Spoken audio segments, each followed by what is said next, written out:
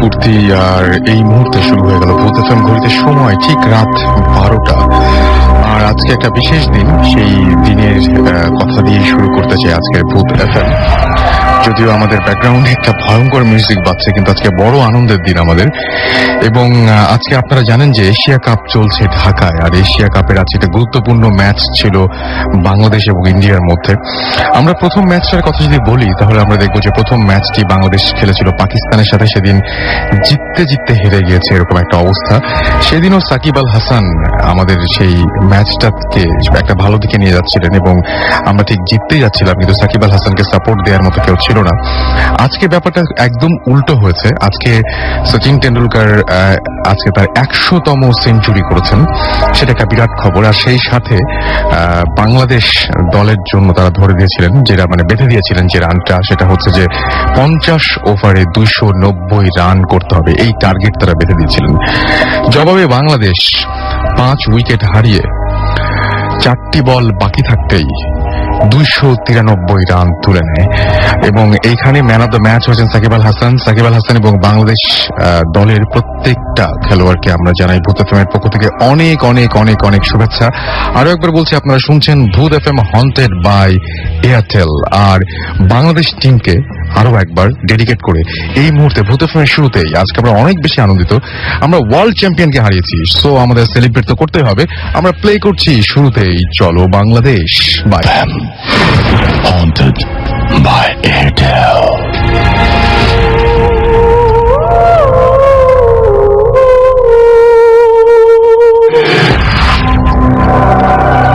শুনছেন সবসময় রেডিও ফুর্তি। ফিরে এলাম আমি রাসেল, আমার সাথে আছে মাসুম। চলছে ভূত এফএম হন্টেড বাই এয়ারটেল। চলে এসছেন আমাদের অতিথিরা এবং চলে আসতে শুরু করেছে আপনাদের এসএমএস। শুরুতেই বলি যে আপনারা যদি এসএমএস পাঠাতে চান, তাহলে আপনার এয়ারটেল নাম্বার থেকে বা অন্য যে কোনো নাম্বার থেকে টাইপ করুন SHOUT শাউট স্পেস আপনার নাম স্পেস আপনার মেসেজ, পাঠিয়ে দিন 9840 নাম্বারের। আনফরচুনেটলি যদি কেউ আজকে ভূত এফএম মিস করেই ফেলেন, তাহলে আরো একবার এই এপিসোডটা শুনতে পাবেন।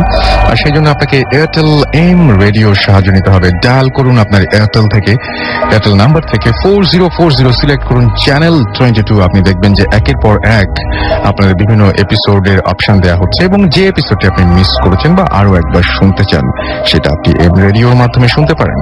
And now listeners can get the Bhoot FM tune, যেটা এখন প্লে হচ্ছে as their caller tunes, my tunes from Airtel.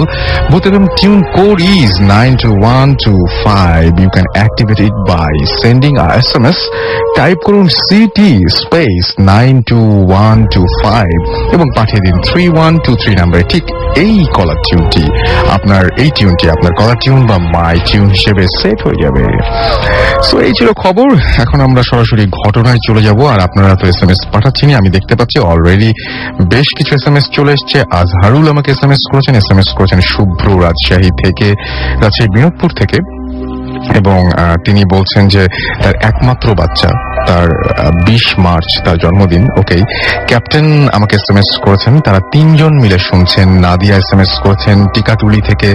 অনু আমাকে SMS করেছেন, যেটা বলছেন যে ভাইয়া আজকে 4 উইকস পরে ফিরে এলাম। সাইদ আমাকে SMS করেছেন সিলেট থেকে, এবং তিনি ভূত এফএম শুনছেন এই মুহূর্তে। ইমু বরিশাল থেকে SMS করেছেন, তিনি বলছেন যে আমি ফাল্গুনি এবং অনেক খুব কষ্ট করে ভূত এফএম শুনছি। খালেদ লিখেছেন যে ভৌতিস্টরা আসবে কিনা। না, আজকে ভৌতিস্টরা সম্ভবত আসছেন না, তবে যে কোনো সময় চমকে দিয়ে চলেও আসতে পারেন, বলা যায় না। কিফু আমাদের SMS করেছেন অ্যাঞ্জেল শিলা। তিনি অনেক হ্যাপি, আজকে ফাইনালি টেন্ডুলকার তার 100তম সেঞ্চুরি করেছে। ওকে, সো আমি সবকিছু মানে আমি খেলাটা পুরোটাই দেখেছি এবং আমার ভালো লেগেছে টেন্ডুলকারকে। আমার টেন্ডুলকার অনেক অনেক অনেক পছন্দের একজন প্লেয়ার। বাট আজকে তার 100-এর জন্য অনেক কন্ট্রিবিউশন ছিল, টিমের প্রতি যে কন্ট্রিবিউশন সেটাতে কোনো ঘাটতি ছিল কিনা আই ডোন্ট নো। সাফা আমাকে SMS করেছেন, এছাড়া আমাকে SMS করেছেন রাহা।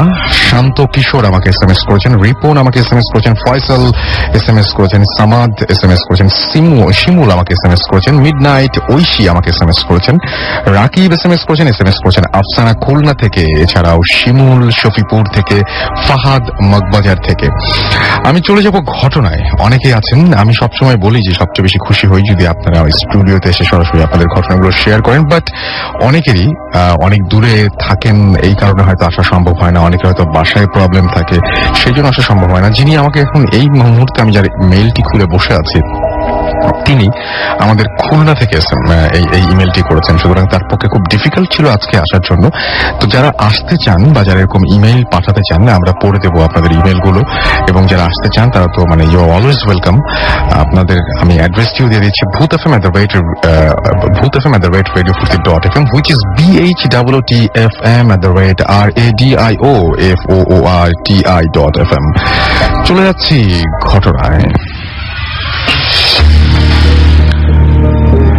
লিখেছেন, হ্যালো রাসেল ভাই, কেমন আছেন? আমি মোহাম্মদ ফারহানুর রহমান শাওন, শিরোমণি যোগীপুল, খুলনা থেকে বলছি। আমার মোবাইল নাম্বার, এটা শোনার প্রয়োজন নেই। আমি আপনাদের যে ঘটনাটি বলবো সেটি হলো আমার জীবনে সম্প্রতি ঘটে যাওয়া একটি ঘটনা। ঘটনাটি ঘটেছে গত 2011 সালের প্রথম দিকে। মাস এবং তারিখটা আমার ঠিক মনে নেই, তবে তখন আমাদের মহল্লাতে বিভিন্ন জায়গায় ব্যাডমিন্টন টুর্নামেন্ট আয়োজন করা হতো। তো ঠিক তেমনি একটি টুর্নামেন্টের প্রীতি ম্যাচ খেলার জন্য আমি সেখানে উপস্থিত থাকি।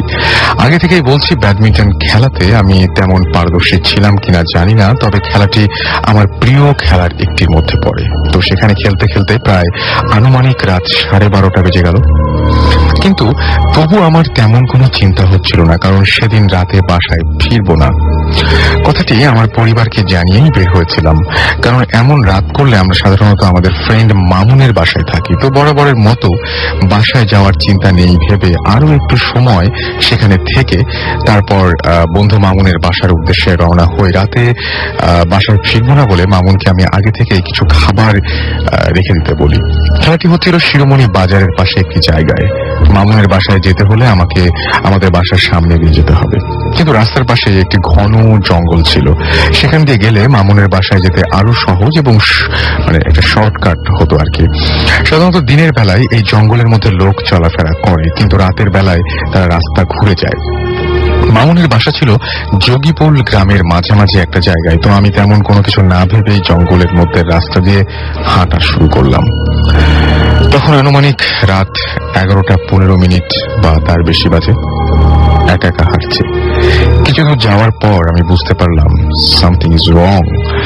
আমার মনে হলো কেউ হয়তো আমাকে অনুসরণ করছে, তবে আমি একটি হ্যালুসিনেশন ভেবে আবারও চলা শুরু করলাম। কিন্তু কিছু দূর যেতেই আমি দেখলাম স্বাভাবিকের তুলনায় আকারে অনেক বড় একটি সাদা বেড়াল আমার পাশ দিয়ে চলে যাচ্ছে।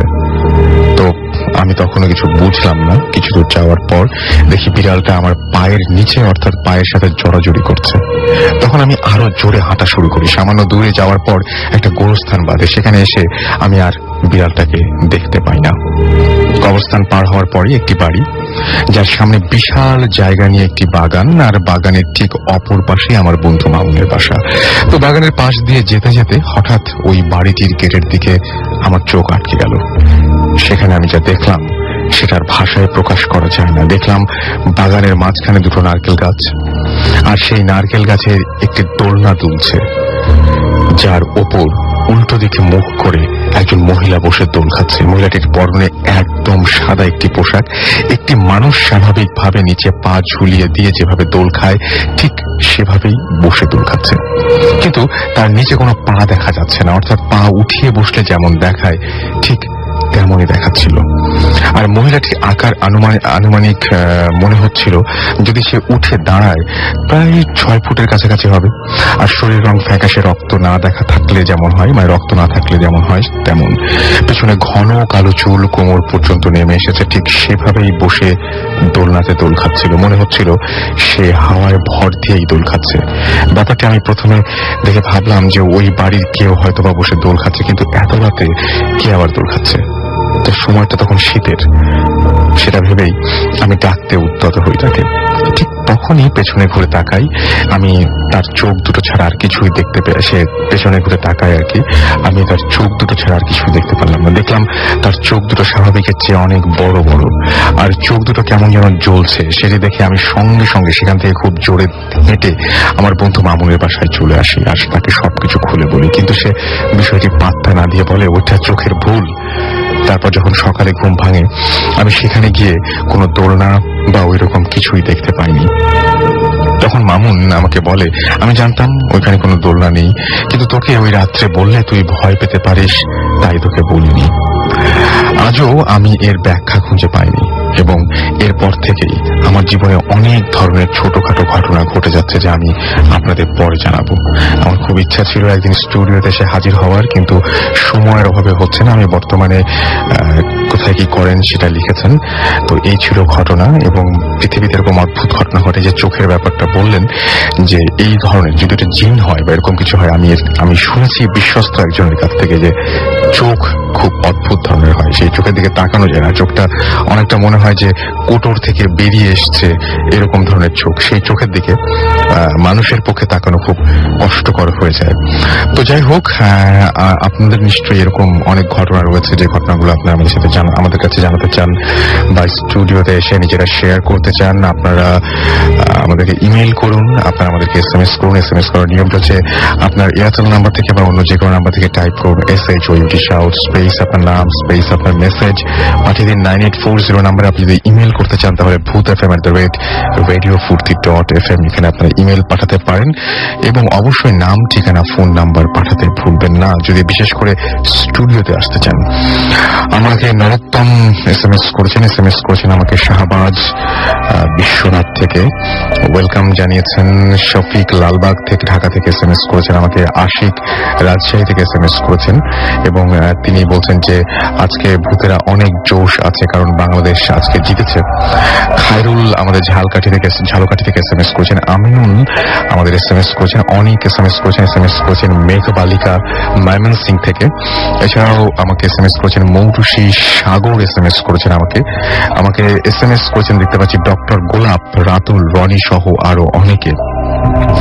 আমি জানি না যে আজকে কেমন লাগবে আপনাদের সমস্ত ঘটনাগুলো। আজকে আমাদের একজন গেস্ট অর্থাৎ অতিথি তিনি উপস্থিত হতে পারেননি বলে আমাদের জানিয়েছেন একদম শেষ মুহূর্তে। তারপরেও যারা আছেন তাদের কাছ থেকে আমরা ঘটনাগুলো শুনবো এক এক করে। তবে তার আগে একটা ছোট্ট বিরতিতে আমাদের যেতে হবে, এবং সেই বিরতির পরে আমরা আবারও ফিরে আসবো। So stay tuned two radio ফুর্তি এন্ড ডোন্ট স্টপ দ্য ফুর্তি।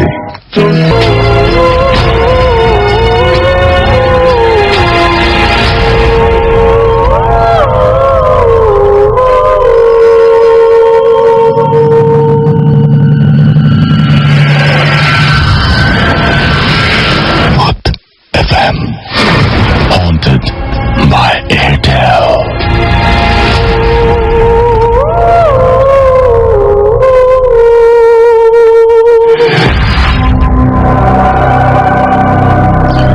শুনছেন সবসময় রেডিও ফুর্তি, আর চলছে ভূত FM হন্টেড বাই এয়ারটেল। আমাকে শামীম SMS করেছেন, এবং শামীম আজকে আমাকে জানিয়েছেন যে ইন্ডিয়া টেক 100 এবং টাইগার্স হচ্ছে আজকে জিতেছে। টাইগাররা সেরকম কিছু নেয় নাই, তবে তারা আজকে জিতেছে, ম্যাচটা জিতে তারপরে ঘরে ফিরেছে।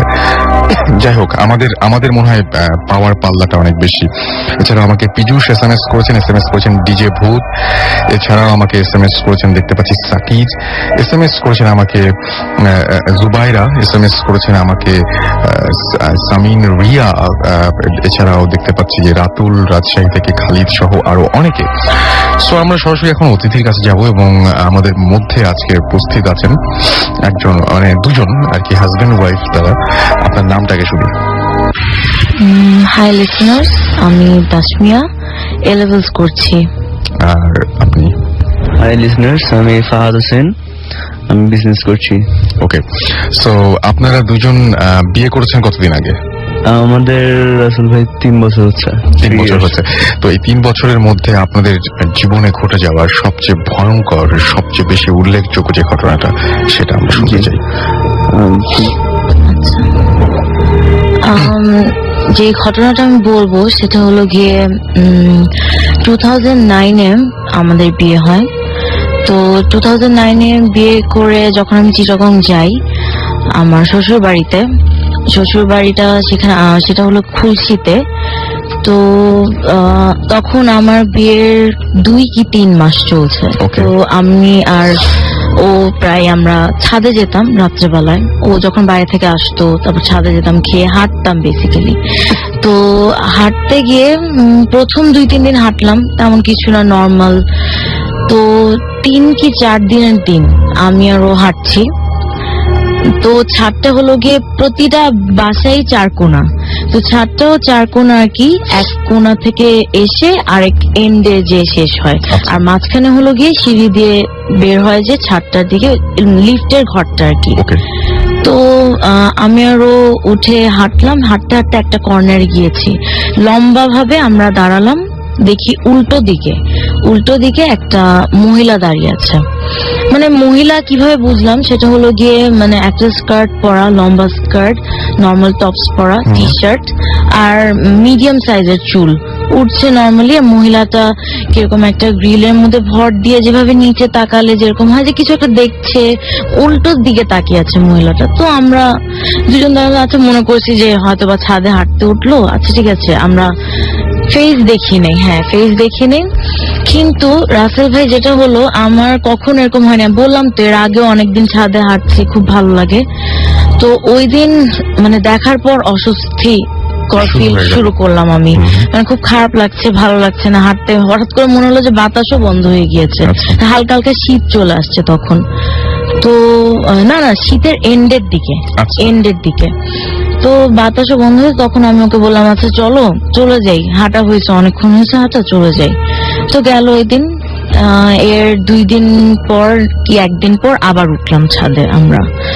ওই দিন বারান্দায় গিয়ে যা দেখলাম যে খুব বাতাস, ভালো ওয়েদার, মনে হলো যে বৃষ্টি হবে। তো ভাবলাম যে চলো ভিজা যাক। কটা বাজে তখন? 1টা কি 1:30। আচ্ছা, 1টা কি 1:30 বাজে। আমরা প্রায় এরকমই এই টাইমে উঠতাম আর কি ছাদে। তো 1টা কি 1:30 বাজে। কখনো তো প্যারানর্মাল কিছু চিন্তা করি নাই, কে করে এরকম চিন্তা। তো ছাদে উঠলাম, ওঠার পর 1টা কি 1:30 বাজে। ওই দিন কিন্তু 1:30 বাজেনি, ওই দিন বাজছিল যেমন 11টা, 10:30 কি 11টা, কিন্তু ওই দিন 1টা বাজে। তো আমরা উঠলাম ছাদে, উঠে ফার্স্ট একটা রাউন্ড দিলাম, এক এন্ড থেকে আরেক এন্ডে একটা রাউন্ড দিলাম। রাউন্ড দেওয়ার পর চলে আসছে আরেক এন্ডে, এসে আবার ওখানে কিছুক্ষণ ওয়েট করে আবার ও বলল আচ্ছা চলো ওই সাইডে যাই। আমাদের যারা খুলশি চিনে, লিসেনার যারা খুলশি চিনে ওরা চিনবে যে খুলশিটা হলো গিয়ে হিল সাইড এরিয়া নিয়ে, মানে বিল্ডিং গুলা হিলের উপরই মেইনলি বিল্ডিং গুলা করা আছে। তো ও বললো চলো পাহাড়ের সাইডটায় যাই এখন। তো ওই যেই সাইডটাতে আমরা মহিলাটাকে দেখলাম, আমরা হেঁটে ওই এন্ডটাতে আসলাম, ওই লম্বা ভাবে দাঁড়ালাম আবার। ওই মহিলাটা যেখানে দাঁড়িয়ে ছিল ওনার থেকে 20 গজ দূরে, মানে ওনাকে দেখে আর কি দাঁড়িয়ে গিয়েছি যে মানে ব্যাপার কি 1টা বাজে। আমি এটা একটু মানে বুঝিয়ে দেই রাসেল ভাইকে, সেটা হলো গিয়ে যে ও ভয় পেয়েছে, আমিও ভয় পেয়েছি। আমি এটা বলিনি, আমি ওর হাতটা চাপ দিয়ে ধরে আমি বললাম যে আমি যাচ্ছি না ওই সাইডে। ও বুঝছে যে আমি ভয় পেয়েছি, ও না মানে আমাকে বুঝতে দেয় না, বলে চলো। আমি দেখো এখানে মহিলাটা এত রাত্রিবেলায় কি করে, মানে আমি বোঝাতে পারবো না কিরকম একটা ভয় যে কাজ করেছে তখন মনের ভিতরে। ও তখন কি করলো, ওর পকেটে লাইটার ছিল, লাইটারটা অন অফ করা স্টার্ট করলো। তুমি বলো। না রাসেল ভাই, মানে দ্বিতীয়বার যখন আমরা মহিলাটাকে দেখি তখন যে ভয়ের ঘটনাটা বেশি ভয়ের, মানে ও হয়তো মিস করছে কিছু। মানে আমরা যখন সেকেন্ড দিন মানে ছাদে উঠি, তো ছাদে ওই ফার্স্টে একটা রাউন্ড দিই আমরা, দিয়ে আমরা যেদিক দিয়ে উঠি মানে সিঁড়িঘরের যে দরজাটা, রাউন্ড দিয়ে ওই দরজার সামনে এসে আবার দাঁড়াই আমরা। আচ্ছা, তখন ছাদে কেউ ছিল না, মহিলাটাকে কিন্তু দেখিনি। আচ্ছা, তো ওই সময় যদি কেউ ছাদে যায় অবশ্যই আমাদের সামনে দিয়ে যেতে হবে, কারণ আমরা এমন জায়গায় মানে সিঁড়িঘর এমন জায়গায় দাঁড়িয়েছিলেন যে কেউ আসলে আপনার চোখে পড়বেই। কিন্তু তখন কেউ আসেনি। আচ্ছা। আমরা আবার কিছুক্ষণ ওখানে দাঁড়িয়ে থেকে আবার মানে ঘুরে আবার ওই কোনাটাতে গেলাম। আচ্ছা, রাউন্ডে যে আমরা দিয়েছি, রাউন্ডের মানে ওই যে এন্ডটাতে মহিলাটা দাঁড়িয়ে থাকে, ওই এন্ডটাতে ফার্স্ট টাইম যাইনি, ওই এন্ডটা দেখেছি। হ্যাঁ, তখন মহিলাটাকে দেখি। ওই হ্যাঁ, তখন ছিল না, তখন আচ্ছা। ছিল না। তো আমরা যখন সেকেন্ড বার আবার যখন যাচ্ছি ওই কোনাটাতে, যাওয়ার আগেই মহিলাটা আবার চোখে পড়া আমাদের। ওখানে ওই আগের মতোই স্কার্ট পরা, টপস পরা দাঁড়িয়ে আছে। তারপরে আবার আর কি বললো? তারপরে আপনি কি করলেন? তারপরে আর কি জিনিসটা, কারণ ওইটা আসলে ভয়ের, কারণ কোত্থেকে আসলো সেটাই। মাত্রই তো আমরা এখান থেকে গেলাম। উনি যদি কোনো ফ্ল্যাটের ওনার হোক, কোনো অন্য ওই বিল্ডিং এর কোনো মানুষ হোক, আসতে পারে স্বাভাবিক, আমার সামনে দিতে আসবে। সেকেন্ড টাইম কিভাবে ওখানে 8 তলার উপরে ছাদে এত রাতে আর দাঁড়িয়ে আছে রাসেল ভাই? আইডল নজর নাই, আর দিকে মুখ করে হিল সাইড মুখ করে দাঁড়িয়ে আছে, পিছন থেকে দেখতেছিলাম আমরা, মানে এইটাই। তারপর ওই দেখে মানে আমি ভয় পাই, কারণ আমি লজিক পাইতেছিলাম না মহিলাটা এখানে কিভাবে আসে। একমাত্র যদি কি মানে ওই উপর থেকে যদি এসে পড়ে তাহলে উপর থেকে যদি পরে ওখানে আসা সম্ভব, আচ্ছা, বা যদি বিল্ডিং দিয়ে উপরে উঠে তাহলে সম্ভব। তো আমি তখন ভয় পাই। ইনস্ট্যান্টলি আমার পকেটে লাইটার ছিল, আমি ওইটা হাতে নিয়ে আমি ওকে নিয়ে নিচে নেমে যাই। ওই দিনের ঘটনা। এরপরে আরো নিচে নেমে যে আমি ভয় পাচ্ছিলাম, তো ও আমাকে তখন বুঝতে দেয়নি। আমরা কনফেস করছি কোথায়, আমরা যখন সিঁড়িতে নামতেছি তখন বলে তুমি কি কিছু বুঝছিলা যে এটা কি দেখলা তুমি? আমি বলি যে এটা মানে আর ছাদে উঠবো না, মানে এত ভয় পেয়েছি। ও লাইটারটা অন অফ করতে করতে আমরা নেমে গেলাম। তো ওইটাই আর কি, মানে দেখার পর প্রায় বলবো যে 7-8 দিন 10 দিনই ছাদে উঠিনি। আচ্ছা, মানে এত ভয়ঙ্কর একটা জিনিস দেখে। এরপরে যেটা হলো আর কি, সেটা ওর সাথে হয়েছে। আচ্ছা, তারপর কি হলো? আচ্ছা, তারপর বেশ কিছুদিন তো আমরা ছাদে যাইনি রাসেল ভাই, অনেকদিন ছাদে যাওয়া হয়নি। তো তার কিছুদিন পরে আমাদের একটি মানে ফ্যামিলি ফ্রেন্ডসরা মিলে ছাদে একটা গেট টুগেদার পার্টি করি রাতে বেলা, মানে বারবিকিউ করবো। বেশি না, 8-9 জন ছিল এরকম। তো রাতে বেলা আমরা সবাই ছাদে, আমি ব্যাপারটা অলমোস্ট ভুলে গেছি, মানে মাথায় ছিল না। তো এখন মানে আমার নিচে যেতে হচ্ছে কোন এক কারণে, রাতে বেলায় মানে নিচে যেতে হচ্ছে কিছু আনার জন্য বাসা থেকে, বা আমার বাসা ছিল কিন্তু সেকেন্ড ফ্লোরে। হ্যাঁ, তো এখন আমি ওকে বললাম যে তুমি যাবো আমার সাথে, ফার্স্টে কিন্তু ওকে বলছি, তো বলছে হ্যাঁ চলো একসাথে নামি নিয়ে আসি। আমরা যখন যাওয়া স্টার্ট করছি, যখন সিঁড়ি ঘরে আমরা নামতেছি নিচে, আমাদের লিফট কিন্তু আবার মানে 12টা বাজে বন্ধ, 12টার পর লিফট অন থাকে না, সিঁড়ি ইউজ করতে হবে। তো নামার সময় যখন ও দেখলো যে মানে পুরা বিল্ডিং এর মানে প্রতিটা ফ্লোর অন্ধকার, ও মত চেঞ্জ করে ফেলে যে না আমি যাবো না, তুমি যাও। তো ওই সময় কিন্তু একটা জিনিস ও নোটিস করছে, আমি নোটিস করছি, মানে ওই সময় যখন আমরা সিঁড়ি ঘরে কথাটা বলতেছি যে ও যাবে না আমি যাব, ওই সময় কিন্তু ঠিক ছাদের মানে সিঁড়ি ঘরের নিচের ফ্লোরে মানে 8 তলায় ও একটা আওয়াজ পায়, আমি আওয়াজ পাই। আওয়াজটা কিরকম আসলে ভাই, মানে কেউ বালতি ভরে ভরে করিডোরে পানি ঢালছে, আর ট্রলার ঝাড়ু দিয়ে যদি মানে পানিটাকে ঝাড়ু দেওয়া হয় ফ্লোরটা, একটা আওয়াজ হবে, কিন্তু খসখসে একটা আওয়াজ, মানে ওইটা পাচ্ছি, ও পাচ্ছে আমি পাচ্ছি স্পষ্ট। আচ্ছা, হ্যাঁ, আর ওটা যে 8 তলা থেকে আসতেছে এটা একদম শিওর, কারণ খুব কাছে থেকে পাচ্ছি। তো এটা নর্মালি নিচে আমি নিয়েছি, ও আর যায়নি। তো আমি যখন নামতেছি, আমি নামার সময় 8 তলা যখন ক্রস করতেছি সিঁড়ি দিয়ে, দেখি যে করিডোর কোনো ভিজা না, পুরো ড্রাই, কোনো পানি নেই, কিছু নেই, আওয়াজও নেই করিডোরে। তো আমি কিন্তু বুঝতেছিলাম যে এখানেই ঝাড়ু দেওয়া হচ্ছে। তখনই 8 তলা যখন আমি ক্রস করতেছি, আওয়াজটা 1 ফ্লোর নিচে গেল, নিচে তলায় গেল, 7 তলায় তখন হচ্ছে।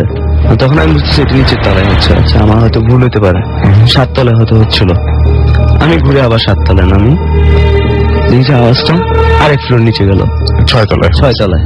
এরকম করতে করতে সেকেন্ড ফ্লোর পর্যন্ত গেল। আমি যখন সেকেন্ড ফ্লোরে, আওয়াজ একদম গ্যারেজে। আচ্ছা, ঝাড়ু দিচ্ছে, পানি ঢালছে, মানে অন্যরকম শুনতে পাচ্ছি স্পষ্ট। রাতে বেলা কোনো আওয়াজ নেই, তো সবাই তো। আমি বাসায় ঢুকে যাই, তাড়াতাড়ি ঢুকে যা প্রয়োজনীয় জিনিস যেগুলো ছিল ওগুলো নিয়ে আমি আবার উপরে উঠা শুরু করি। তখন আমি কেন জানি এগুলো মানে মাথায় রাখতেছি না, উঠতেছি। তো থার্ড ফ্লোর ইট ওয়াজ ওকে। ফোর্থ ফ্লোর থেকে যেটা হচ্ছে ঘটনাটা অন্যরকম।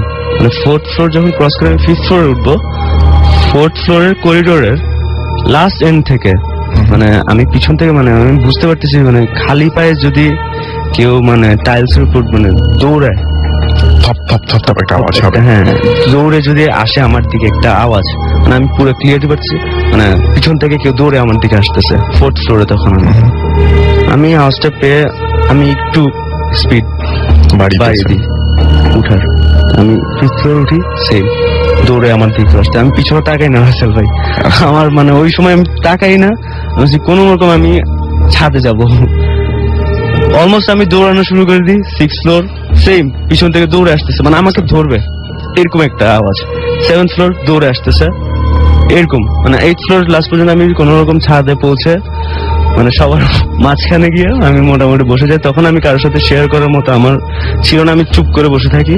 পরের দিন আমি ওকে বলি আর কি যে ঘটনাটা এরকম ছিল। তো তখন যেটা আমি নোটিস করলাম, ও বলেনি আচ্ছা। এত একটা মজার টাইমে ও মানে বলতে চায়নি। গিয়ে দেখলাম যে ও একদম ও কিন্তু এরকম ভয় পায় না সাধারণত। গিয়ে সবার মাঝখানে ঢুকে বসে পড়লো, কিছু বলছে না। আর ওর একটা কুকুর ছিল, কুকুরটাকে ধরে বসে আছে। আর গ্লাস আনতে গিয়েছিল, গ্লাসগুলো রেখে চুপচাপ আর ঘেমে একদম বাজে অবস্থা। মানে ও এত ঘামলো কেন? পরে আমি মানুষ ছিল তো আমি জিজ্ঞেস করি নাই, আমি মনে হচ্ছে সিঁড়ি দিয়ে উঠছে তাই ঘেমে গেছে হয়তো বা। অনেক ভয় পেয়েছিল ওই দিন। এরপরে বাসার মধ্যে স্টার্ট হলো। ওটা কি বলবো? না, আমরা তাহলে শুনি যে আসলে এই মহিলাটার ঘটনাটা জানলেন কিভাবে? এই মহিলা কেন এরকম দেখতে পেলেন আপনারা, বা এই মহিলা কে? এটা কিভাবে আপনারা ডিসকভার করলেন যে আসলে কে এই মহিলা? আসলে ঘটনাটি আসলে ছিল মানে পরে পরে আমরা যখন জানতে পারি, আমি ওই বিল্ডিং এ মানে 3 বছর ধরে মানে ম্যানেজার একজন ছিল, কেয়ারটেকার ম্যানেজার, ওনার সাথে আমি কথা বলি একদিন। মানে এই ঘটনা সিঁড়ির ঘটনার পরেই আমি ওনাকে একদিন জিজ্ঞেস করি যে বলবো যে রাতে বেলা এরকম মাঝে মাঝে ছাদে দেখি ঝাড়ু দিচ্ছে কে, এরকম ছাদে কেউ উঠে? আমার জানা মতে কিন্তু এরকম আমরা ছাড়া এত রাতে কেউ উঠতো না ছাদে। তো জিজ্ঞেস করলাম যে আপনারা কি কোনো পরিষ্কার করতেছিলেন ফ্লোর বা কিছু একটা? তো উনি একটু সন্দেহ চোখে দেখালো যে কেন কি স্যার, উনি একটু হাসি দিল একরকম। কি স্যার, মানে উনি বললো যে মামা আসলে ব্যাপারটা হচ্ছে মানে ওনার থেকে যেটা জানতে পারি আচ্ছা যে ওই বিল্ডিং এ মানে আমরা যে ফ্ল্যাটটাতে উঠি ওই ফ্ল্যাটে একটা শ্রীলঙ্কান ফ্যামিলি ছিল। আচ্ছা। ওখানে ওই ফ্যামিলিতে একটা মহিলা ছিল শ্রীলঙ্কান, উনি একটু মেন্টালি ডিসঅর্ডার ছিল। আচ্ছা ছিল। তো উনি কয়েকবার মানে ওই বিল্ডিং থেকে সুইসাইড অ্যাটেম্প নিয়েছিল, মানে পারেনি, ছাদে উঠে লাফ দিতে চাইছিল কয়েকবার, সেটাও সফল হতে পারে না, সম্ভব করতে পারেনি, মানে কোন রকম ভাবে আটকায় ফেলছে। ছাদ কিছুদিন তালাও দিয়ে রাখছিল এটা এই কারণে। পরে অন্যান্য ফ্ল্যাট মেম্বার্সরা কমপ্লেন দেওয়ার কারণে যে ছাদ কেন তালা দিয়ে রাখবা, আমাদের তো ইউজ করতে হয় ছাদ। তারপর আবার তালা খুলে দেয়। তো ওই মহিলাটা কিছুদিন মানে সুযোগ পেয়ে একদিন সুইসাইড করেই ফেলছে, ছাদ থেকে লাভ। উনি শ্রীলঙ্কান ছিলেন? জি, শ্রীলঙ্কান মহিলা একটা। আচ্ছা।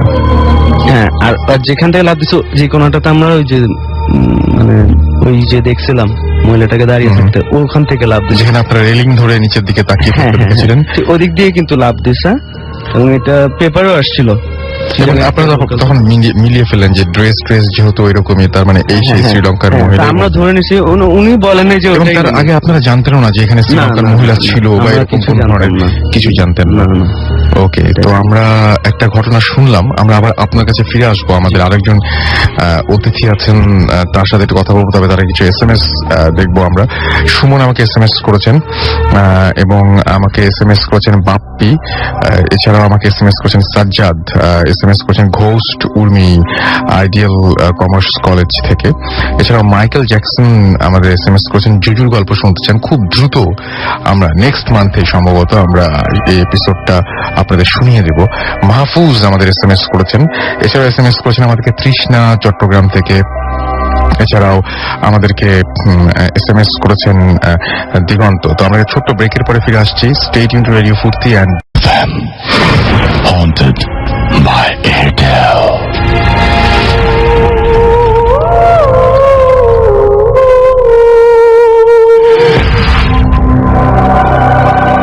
শুনছেন সবসময় রেডিও ফুর্তি চলছে ভূত এফএম হন্টেড বাই এয়ারটেল। আর এই মুহূর্তে আমি দেখতে পাচ্ছি আমাকে বেশ কিছু SMS আমার কাছে চলে এসছে। আমার সাথে রয়েছে মাসুম এবং আমাদের আজকে অতিথিরা। আমি রাস্তেল আছি আপনাদের সাথে। জানিয়ে দিই, রিয়া আমাকে লিখেছেন, ভাইয়া ভূত এফএম শোনার পরে আমার অনেক ভয় লাগে। এটাই স্বাভাবিক, জ্বরের ওষুধে জ্বর সারবে এটাই স্বাভাবিক, আর ভূত এফএম ভয় লাগবে এটাও স্বাভাবিক। লালবাগ থেকে ইমন আমাকে SMS করেছেন, রাসেল ভাই আমরা 5 জন মিলে অন্ধকার রুমে ভূত এফএম শুনছি। আপনাদের সাহসিকতার জন্য আপনাকে ধন্যবাদ এবং আশা করছি যে অনেক এনজয় করছেন আপনারা। লতা গুলশান থেকে লিখেছেন, অসম অসম অ্যান্ড অসম, থ্যাংক ইউ আমাদের সঙ্গে থাকার জন্য এতক্ষণ পর্যন্ত। এবং এই যে অসম অসম অসম বলেছেন, সেইটা অবশ্যই যারা অতিথি এসছেন তাদের প্রাপ্য, তাদের ঘটনা শুনে ভালো লেগেছে আপনাদের কাছে। আবার যখন আপনাদের খারাপ লাগে সেক্ষেত্রেও কর্তৃপক্ষ দায়ী নয়, এটাও মনে রাখতে হবে আর কি।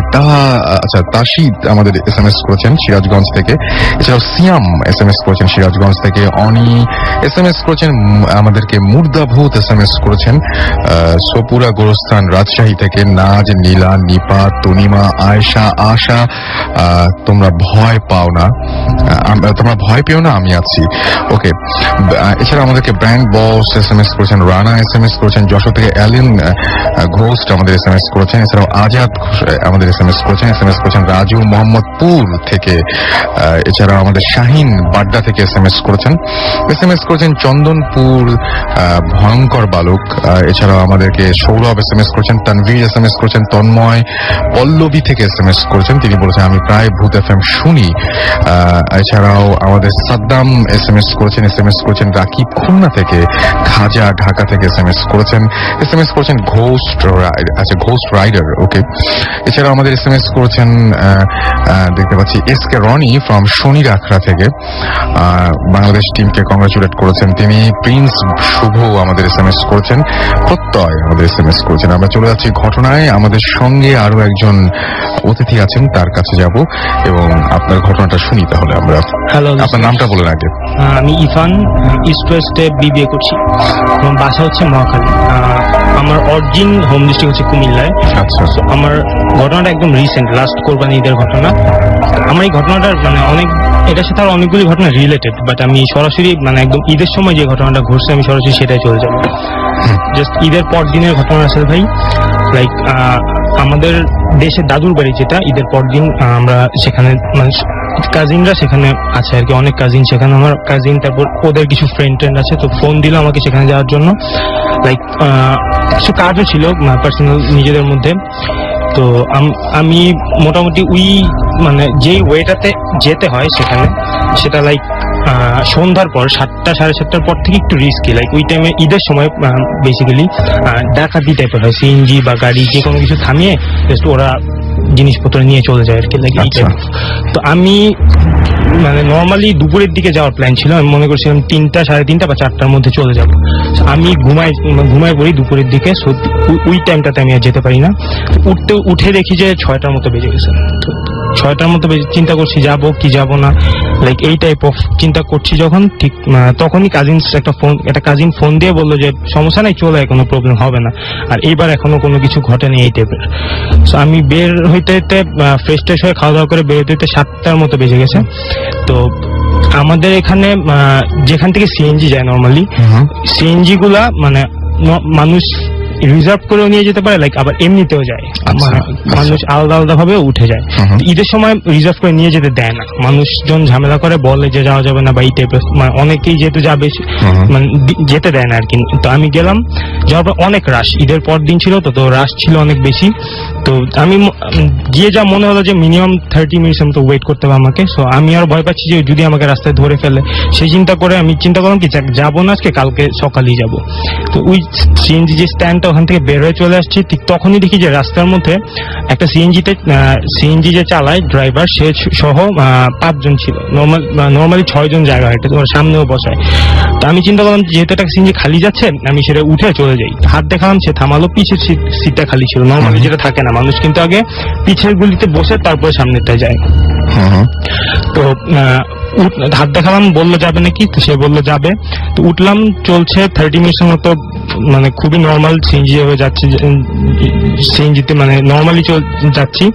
তো যেই জায়গাটা রিস্ক বেসিক্যালি সেই জায়গাটার নাম হচ্ছে 6 গ্রাম, ওই জায়গাটার নাম আর কি। তো ওখানে যাওয়ার পর একটু একটু টেনশন কাজ করছে, আসলে কি হবে না হবে, মানে এমনিতে একটা ভয় মানুষের তো কাজ করে, স্বাভাবিক। তো সেটা কাজ করছে, যাচ্ছি। তো এই যখন চিন্তাটা মাথায় যখন ঘুরছে ঠিক তখনই তার 2-1 মিনিট পরে হঠাৎ করে আমার চোখটা জাস্ট লেফট সাইডে গেল, সিএনজির উপরের দিকে জাস্ট চোখটা গেল। যাওয়ার পরে আমি জাস্ট মানে কি দেখলাম, মানে হরিবল। জাস্ট দেখলাম যে একটা ফিগার লাইক মানুষের মতোই কাইন্ড অফ দেখতে মনে হলো, যে ওইটা সিএনজির বাম পাশে যে একদম রুফটা সিএনজির, হ্যাঁ ঠিক ওইটা সোজা জাস্ট ফ্লাই করছে ওই টাইপের। তো দেখে জাস্ট মানে কি বলবো, মানে বলার মতো কিছু ছিল না। আমার পাশে একটা বয়স্ক আঙ্কেল ছিল, দাঁড়িয়ে ছিল, ওনার বৃদ্ধই ছিল মোটামুটি। ওনার দিকে তাকালাম, আমি দেখি উনিও দেখছে। তো একটা সময় দেখলাম কি সবাই জিনিসটা দেখলো, ইভেন রাইট সাইডেও সেম জিনিসটা, মানে একই জিনিস রাইট সাইডের রুফের পাশে, দুই দিক দিয়ে দুইটা। আর মজার জিনিস হচ্ছে যে মানে আপনি নর্মালি কিছু একটা দেখলেন, লাইক কিছু দেখার পর কিন্তু মানে সবগুলি মানুষ একসাথে দেখে না, দেখাই দিতে হয় না যে আমি এটা দেখলাম না আপনি দেখতেছেন নাকি। আমি দেখলাম যে সবাই একসাথে জিনিসটা দেখলো। আচ্ছা, দেখার পর মানে সবচেয়ে বেশি ভয় আমি পাইছি, আমি শিওর সেখানে। তো আমি জাস্ট আঙ্কেলের দিকে তাকায়, মানে আমার অবস্থাই দেখার মতো ছিল। তো আঙ্কেল বলছে ভয় পাও না বাবা, কিছু হবে না, জাস্ট দোয়া দূর করো, তুমি যেগুলি পারো সেগুলো পড়ো। তো পড়তেছি, বাট ওইটাও আমার সাথে মুভ করছে। তো একটা জিনিস বলে রাখি, আমি যখন সিএনজিতে উঠলাম তখন মোস্ট প্রবলি 6:15 মতো বাজে। তো যাচ্ছি, ওই জিনিসটা আমাদের সিএনজির সাথে মুভ করছে। তো একটা পর্যায়ে আমি দেখলাম কি যে সিএনজি ওয়ালা মানে সে তার মতো চালিয়ে যাচ্ছে, কোনো নর্মাল চালিয়ে যাচ্ছে, নর্মাল স্পিডেই যাচ্ছে। তো আমি সিএনজি বলবো মামা তুমি জাস্ট ভয় পেও না, তুমি তোমার মতো চালায় যাও। তো সিএনজি আমাকে যে রিপ্লাই দিল সেটা একটু অবাকই হলাম আমি। লাইক সে আমাকে বললো যে মামা কি বলেন, কি ভয় পাবো, এগুলো তো নর্মাল, ভয় পাওয়ার কিছু নেই। আমি ঘটে এরকম একটা ব্যাপার। ওর ব্যাপারটা এমনই মনে হলো। তা আমি ওর কথা একটু অবাকই হলাম যে আসলে ও ভয় পাইতেছে না, বাট এমন একটা জিনিস নর্মাল ভয় পাওয়ার মতো এই জিনিসটা। তো আমার কাছে যা মনে হলো, আমি তখন ফোন বের করে, যে আমার হাতে ঘড়ি ছিল না, যে মানে কয়টা বাজে বা কি হচ্ছে ওইটা যে দেখবো এই সাহসটা আমার ছিল না। ইভেন ওইটার দিকে যে তাকায় থাকবো মানে সেই সাহসটাও পাচ্ছি না। তারপর আমি যেটু মানে দেখছি সেটা আমি একটু এক্সপ্লেন করি জিনিসটা। সেই জিনিসটার সিএনজি তো মাঝখানে তো দুইটা ভাগ, ড্রাইভারের পিছনে একটা ভাগ থাকে। তো ঢাকায় আমরা যেসব সিএনজি গুলি দেখি সেগুলিতে কিন্তু ডান দিক বাম দিকে পুরো আটকানো থাকে গ্রিল দিয়ে, বাট ওই জায়গায় কিন্তু একদম ওপেন, জাস্ট কিছুই নেই। তো মাঝখানে যে ভাগটা, সেই ভাগটার পর থেকে সামনে পর্যন্ত ওর মাথাটা যা বুঝা গেছে, যা পুরাটাই কিন্তু একটা হোয়াইট মানে জিনিসের মধ্যে কাভার ছিল। তো এমন মানে মনে হলো যে গলাটা ওই জায়গাটার পর থেকে, আর পিছন দিয়ে সিএনজির শেষ পর্যন্ত মানে যে যতটুকু চোখে দেখা যায়, তো ওটুক পর্যন্ত আমি জাস্ট দেখলাম যে পিছের অংশটা, বাট ওর পা আছে না হাত আছে ওইসব কিছুই ক্লিয়ার না। আর আমার কাছে যা মনে হলো দেখে, মানে শেপটা দেখে, যে এটা পিছে আরো একটু আছে, মোটামুটি অ্যারাউন্ড 7-8 ফিট হয়ে যাবে কাছাকাছি এমন হবে। তো মিনিমাম 15 থেকে 20 মিনিট অবশ্যই এটা আমাদের সাথে ছিল। ইভেন ওই সময় রাস্তাটায় একদম জাস্ট পুরো ব্ল্যাঙ্ক ছিল, কিছুই ছিল না রাস্তায়, কোনো মানুষ না, ইভেন একটা গাড়িও ছিল না, কিছুই ছিল না। বাট ওই সময় normally every 4 or 5 minutes later পরপরই মানে একটা সিএনজি যাওয়ার কথা, কারণ যেহেতু অনেক রাশ, আমি দেখে এসেছি অনেক সিএনজি ওখানে। তো যাচ্ছে তো মিনিমাম 20 মিনিট পরে জাস্ট ভ্যানিশ, নর্মাল একদম সিএনজিও চলছে। তা আমি জাস্ট পাশের যেই চাচাটা ছিল আঙ্কেল, ওনাকে বললাম যে আঙ্কেল কি মনে হয়, মানে এমন হলো কেন? আঙ্কেল বলছে হতেই পারে এগুলো রাস্তাঘাটে, তো ঘটছে হয়তো কোনো কিছু একটা, তেমন কোনো কিছু তুমি আমাকে এক্সপ্লেন করে নাই। তখন সাথে আমি আমার কাজিনকে ফোন দিলাম যে এমন তুই সিএনজি স্ট্যান্ডে এসে থাক, আমি একটু সমস্যা হয়েছে, তুই আসলে তোর সাথে কথা বলবো। তো নামলাম, নেমে ফার্স্ট আমি যেটা করলাম যে আমি ঘড়ি দেখলাম, তখন দেখি আমি 8:30 বাজে। আমার কথা হচ্ছে আমার ওই ডিস্টেন্সটা কভার করতে 50 মিনিট, ম্যাক্সিমাম 1 ঘন্টা, এর বেশি ইম্পসিবল লাগার কোনো চান্সই নেই।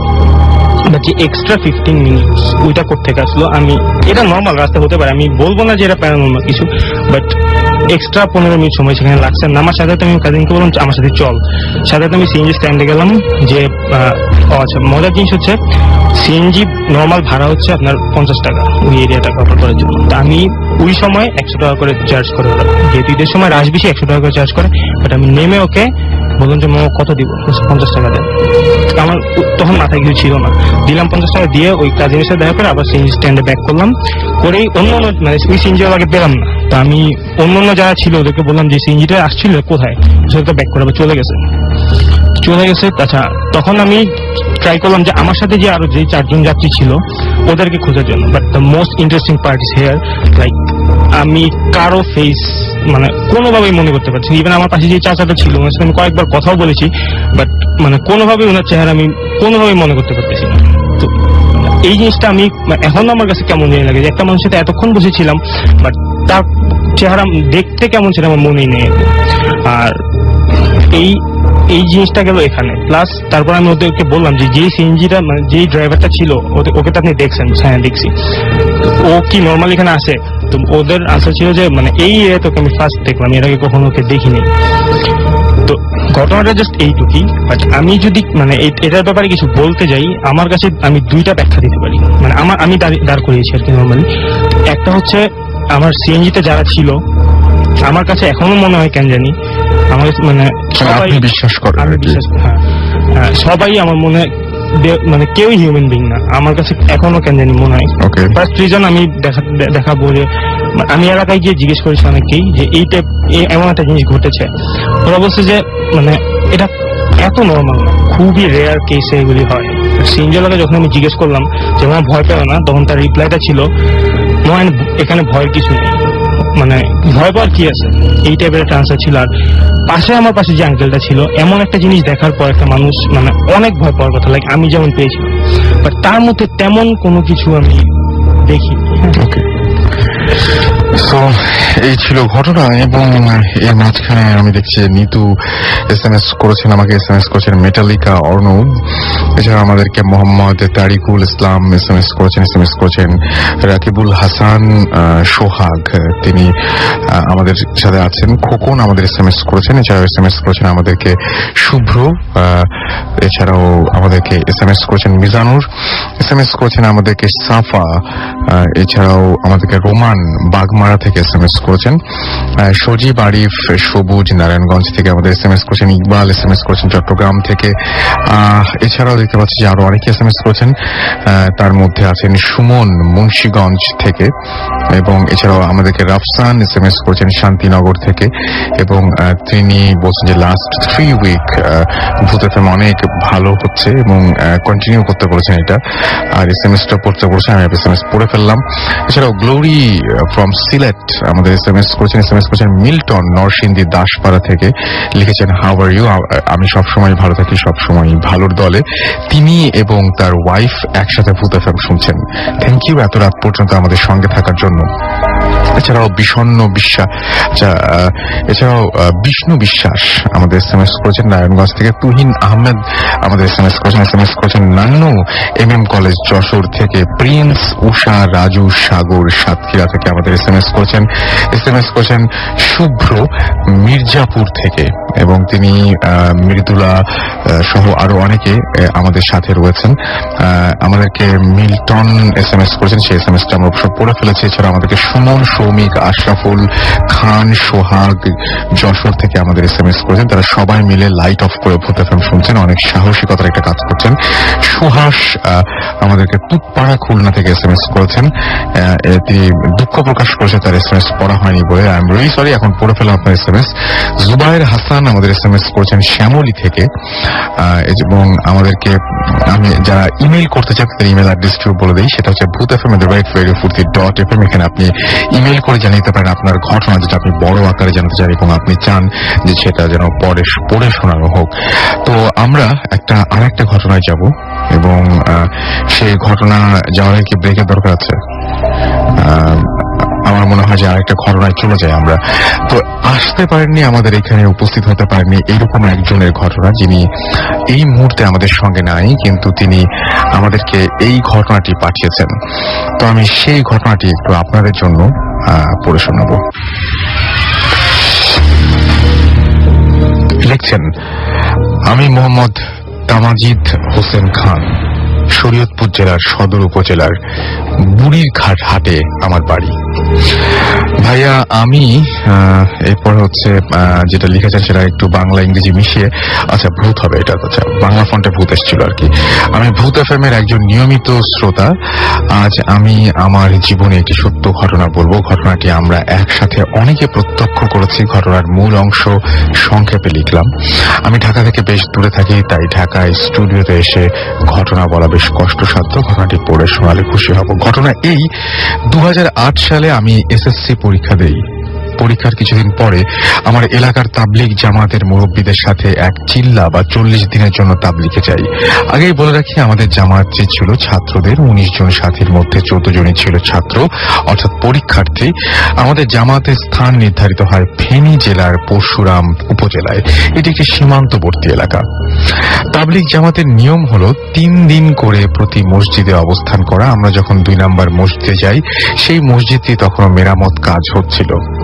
সেই জন্য সেই মসজিদের ইমাম সাহেব ছিল স্থানীয় এবং ও অনেক ধার্মিক এবং বেশ বয়স্ক। একদিন রাতে সে আমাদের জামাতের আমির সাহেবকে ডেকে বললেন যে এখানে জিন পরীর অনেক ঘটনা ঘটে, তাই আপনার সাথী ভাইদের সাবধানে থাকতে বলবেন। কথাটা আমরা সবাই শুনি এবং বেশ ভয় পেয়ে যাই, এবং সেই রাতেই আমাদের একটি জিনের ঘটনা বলেন, যা কিনা তার সাথে এবং এই মসজিদেই ঘটে। ফলে আমরা আরো ভয় পেয়ে যাই এবং আমরা ছাত্ররা কেউ মাগরিবের পরে একা মসজিদের বাহিরে যেতাম না।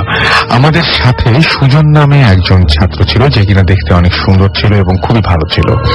তো আমরা খুব ভয়ে এই মসজিদে 3 দিন শেষ করে অন্য মসজিদে গেলাম কোনো সমস্যা ছাড়াই।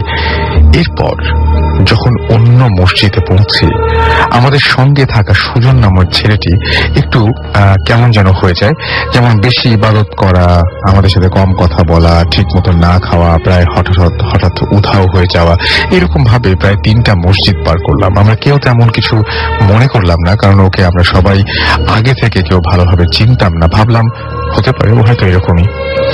কিন্তু একটা জিনিস লক্ষ্য করতাম যে যেই 3টা মসজিদ পার করে আসলাম, যে সেখানে প্রতি মসজিদে স্থানীয় একজন লোকের সাথে খুব ভালো সম্পর্ক হয়ে যেত। বিভিন্ন ওয়াক্তের নামাজের আগে ও পরে তার সাথে বসে গল্প করত। আমরা কেউ ওই গল্পের মাঝে এসে বসলে তারা উভয়ই চুপ থাকতো, আর চলে গেলে আবার কথা বলা শুরু করতো, কিন্তু আমরা কেউ তাদের মাঝের গল্প শুনতে পেতাম না।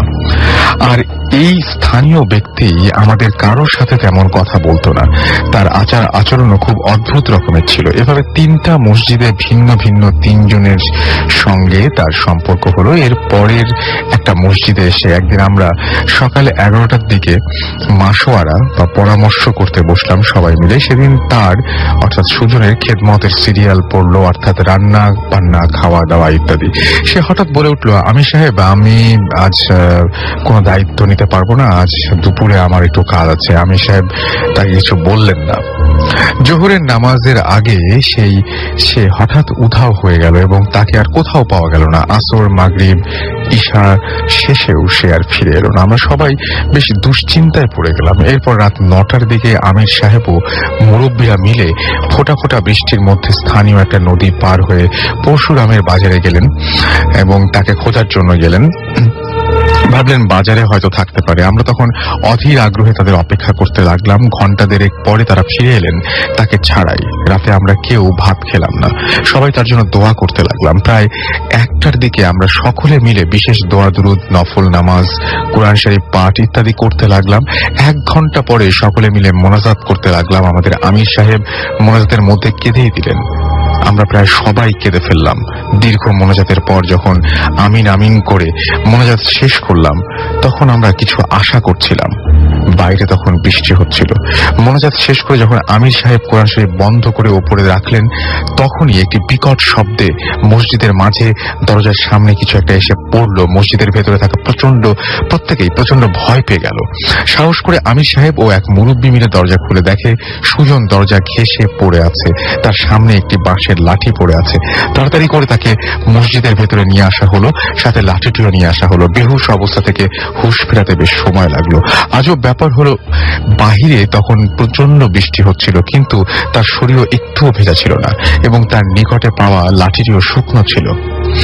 তার তখন আমরা সবাই মিলে তাকে জিজ্ঞাসা শুরু করলাম ঘটনা কি, কিন্তু সে অদ্ভুত ভাবে চারিদিকে তাকানো শুরু করলো।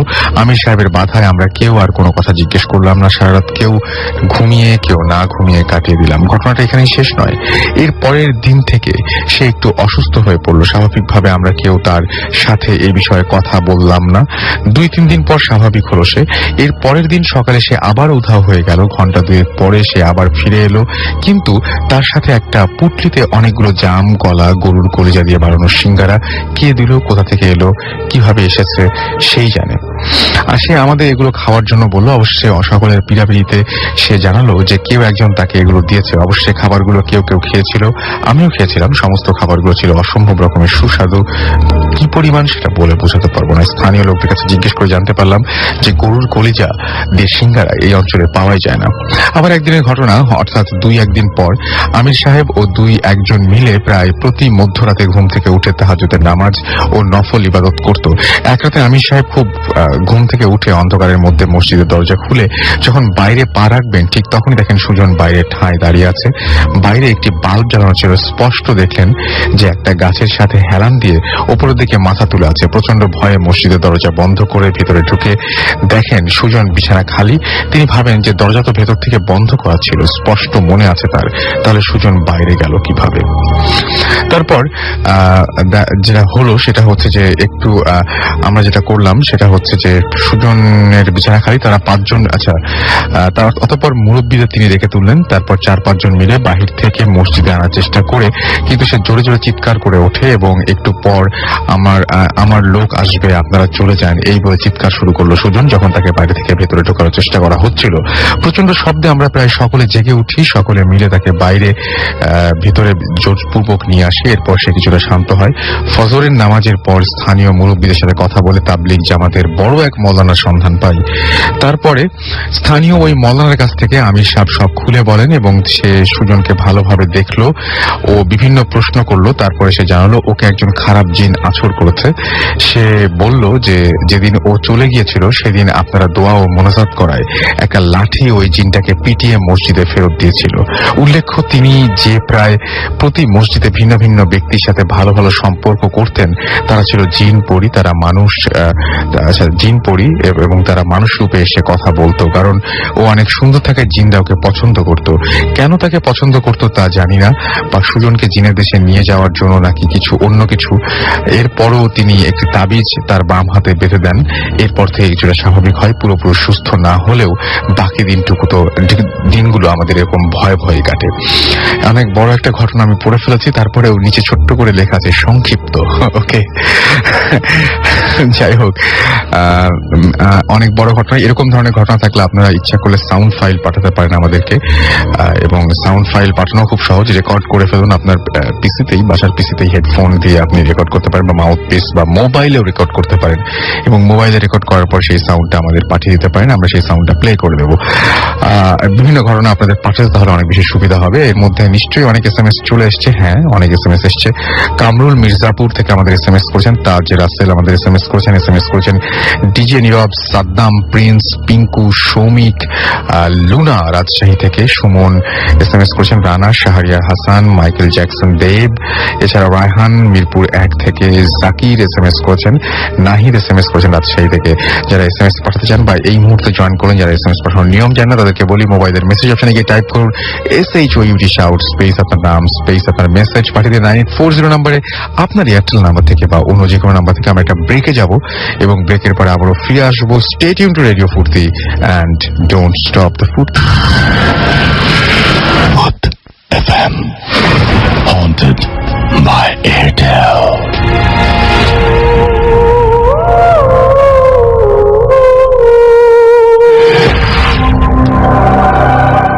শুনছেন সবসময় রেডিও ফুর্তি, চলছে ভূত FM হন্টেড বাই এয়ারটেল। আর আজকের এই শো যদি আপনারা কেউ আনফরচুনেটলি মিস করে থাকেন, তাহলে আপনারা পরে আবার সেটা রিপিট করে শুনতে পারবেন। সেটার জন্য আপনাকে এয়ারটেল এম রেডিওর সাহায্য নিতে হবে। আপনার এয়ারটেল নাম্বার থেকে ডায়াল করুন 4040, সিলেক্ট করুন চ্যানেল 22 এবং দেখবেন তাহলে যে একের পর এক এপিসোডগুলো আপনার কাছে অপশন চলে আসছে, এবং যেটা আপনি মিস করেছেন বা যেটা আপনি আবারও শুনতে চান সেটা তখন আপনি শুনতে পারবেন সিলেক্ট করে। অ্যান্ড আপনি যদি চান যে ভূত এফএম কলার টিউনটা, আপনি যে ভূত এফএম যে টিউনটা রয়েছে সেই টিউনটা কলার টিউনস বা মাই টিউনস বেশি সেট করতে, তাহলে আপনি যেটা করতে হবে ভূত এফএম কলার টিউনের কোডটা মনে রাখতে হবে। Caller tune code is 92125। আর আপনি একটা SMS পাঠিয়েই এটা অ্যাক্টিভেট করতে পারেন। আপনি মেসেজ অপশনে গিয়ে টাইপ করুন সিটি স্পেস দিয়ে 92125 এবং সেন্ড করে দিন 3123 নাম্বারে। আপনার এয়ারটেল নাম্বার থেকে এটা করলেই হয়ে যাবে। আর আমরা বেশ কিছু SMS দেখতে পাচ্ছি। রোমান SMS করেছেন তারেক, জাকির, জাহিদ, রাখি, হৃদয়, রবিন আমাদের SMS করেছেন। এছাড়াও কামরুল SMS করেছেন ঢাকা থেকে, হিরন SMS করেছেন, খাজা SMS করেছেন, আভা SMS করেছেন, দিদার, বিদ্যুৎ, অ্যালন SMS করেছেন, সানি পাবনা থেকে SMS করেছেন, জারিফ SMS করেছেন, ফরিদ, নিয়াজ গাজীপুর থেকে SMS করেছেন। এছাড়া আমাদেরকে শাহরুল হোসেন SMS করেছেন। আমরা সরাসরি আবার গেস্টের কাছে চলে যাচ্ছি, তাদের ঘটনা শুনবো। আপনার কাছে আবার চলে যাই, আপনার নামটা আবার বলবেন, যেহেতু চেহারা দেখা যায় না আমাদের বারবার নাম বলতে হয়। ওকে। হ্যালো লিসেনার্স, আমি তাসমিয়া। রাসেল ভাই, আমি এখন যে ঘটনাটা বলবো সেটা হলো বাসার এটা কি ভিতরে। আপনাদের হাজবেন্ড ওয়াইফ দুজনেরই ঘটনা নাকি আপনার একার ঘটনা এটা? একারটা বলবো? আপনার যেটা ইচ্ছা করে সেটাই বলুন। আমি অ্যাকচুয়ালি যাচ্ছিলাম যে এই ঘটনাটা শেষ করি। এই যে Please. আমাদের বাসার ঘটনাটা Please. সেটা হলো গিয়ে ও যখন জানতে পারলো, আপনি তো বললেন যে দারোয়ানকে জিজ্ঞেস করলো, যেটা জানার পর তখন কি দারোয়ান বলছিল যে ওই মহিলাটা আমাদের বাসায় থাকতো? তখন তো মনে হয় বলেনি, তখনই বলছে। আচ্ছা, তাও তখন ভয় এতটা কাজ করেনি, কারণ বাসায় আমরা মানে সারাক্ষণই মানুষ আসা যাওয়া করতো, রাত বাদে সারাক্ষণই গেস্ট আসতো, তো তেমন একটা ভয় লাগতো না। তো এরপর মানে ছাদ, সিঁড়ি এগুলো এক্সপিরিয়েন্স করে আসার পর ঘরে যেটা স্টার্ট হলো রাতের বেলায় 1:30 কি 2টার দিকে, 1:30 কি 2টার দিকে এরকম ও বেশিরভাগ সময় রাত জাগে, মুভি টুভি দেখে। ওর সাথে দেখা যায় যে আমিও মুভি দেখি, তো রাত জাগা হতো, হয় এখনো হয়। তো এরকম 2টা কি 2:30, 1:30 এরকম টাইমটার মধ্যেই মানে বাসা তো 2 তলা ছিল, ডুপ্লেক্স জয়েন্ট করা। তো নিচে হলো গিয়ে ডাইনিং স্পেস, হল রুম, একটা গেস্ট রুম আর কিচেন। তো আমাদের বেডরুমটা যেটা ছিল, আমাদের বেডরুমটা একদম সিঁড়ির পাশেই। নিচে যদি কোনো সাউন্ড হয় বা নিচে যদি কেউ কথাও বলে, সেটা সবচেয়ে আগে আমাদের রুমেই আসবে সাউন্ডটা, দরজা বন্ধ থাকলো। তো এরকম ফার্স্টে আমি যেটা শুনলাম ওইটা আমি বলি। ফার্স্টে এরকম আমি শুনলাম যে রাতের 2টার দিকে মনে হচ্ছে যে কিচেনে গিয়ে কেউ মানে হাঁড়ি পাতিল ধুলে যেরকম ঠাস ঠাস আওয়াজ হয়, হাঁড়ি পাতিল ধরা, কল ছাড়ছে। তারপর চেয়ার টেনে কেউ বসলে, মানে ডাইনিং স্পেসে চেয়ারটা টেনে কেউ বসে, এরকম শব্দ। তো আমি মনে করলাম যে আমার শাশুড়ি মনে উঠছে কোনো কারণে, ওটা আমি বেশি করি। কিন্তু ওই দিন কিন্তু ও শুনছে। আচ্ছা। ও আগে থেকেই শুনতো, কিন্তু আমাকে বলেনি আমি ভয় পাবো বলে। ও ওই দিন শুনছে, শুনে ও মুভি দেখার ভান করে বসে আছে। আমি কিন্তু শুনছি, শুনে ওকে একটু বললাম যে একটু সাউন্ডটা পজ করো, মুভিটা পজ করো, একটু শুনো। ও বলছে কিছু না, হয়তো বা আম্মু উঠছে। গেল 2 দিন গেল এরকম। তো 2 দিনের মধ্যে ও তো করতেছে না। 2 দিন ও শুনে ও বলছে হ্যাঁ সাউন্ড তো হইতেছে, ব্যাপার কি?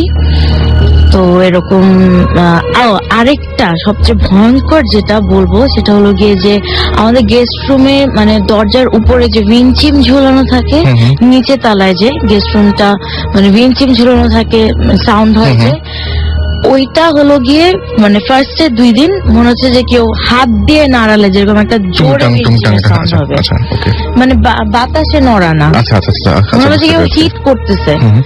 প্রথম 2 দিন এরকম মনে হয় যে হিট করলো কেউ, বা কেউ যদি রুমে লম্বা কেউ যদি ঢুকতে গিয়ে যদি মাথায় বাড়ি খায়, উইন্ডচিমটা যেরকম একটা সাউন্ড হবে, বেশ জোরেই কিন্তু রাসেল ভাই জোরেই সাউন্ডটা পেয়েছি আমরা।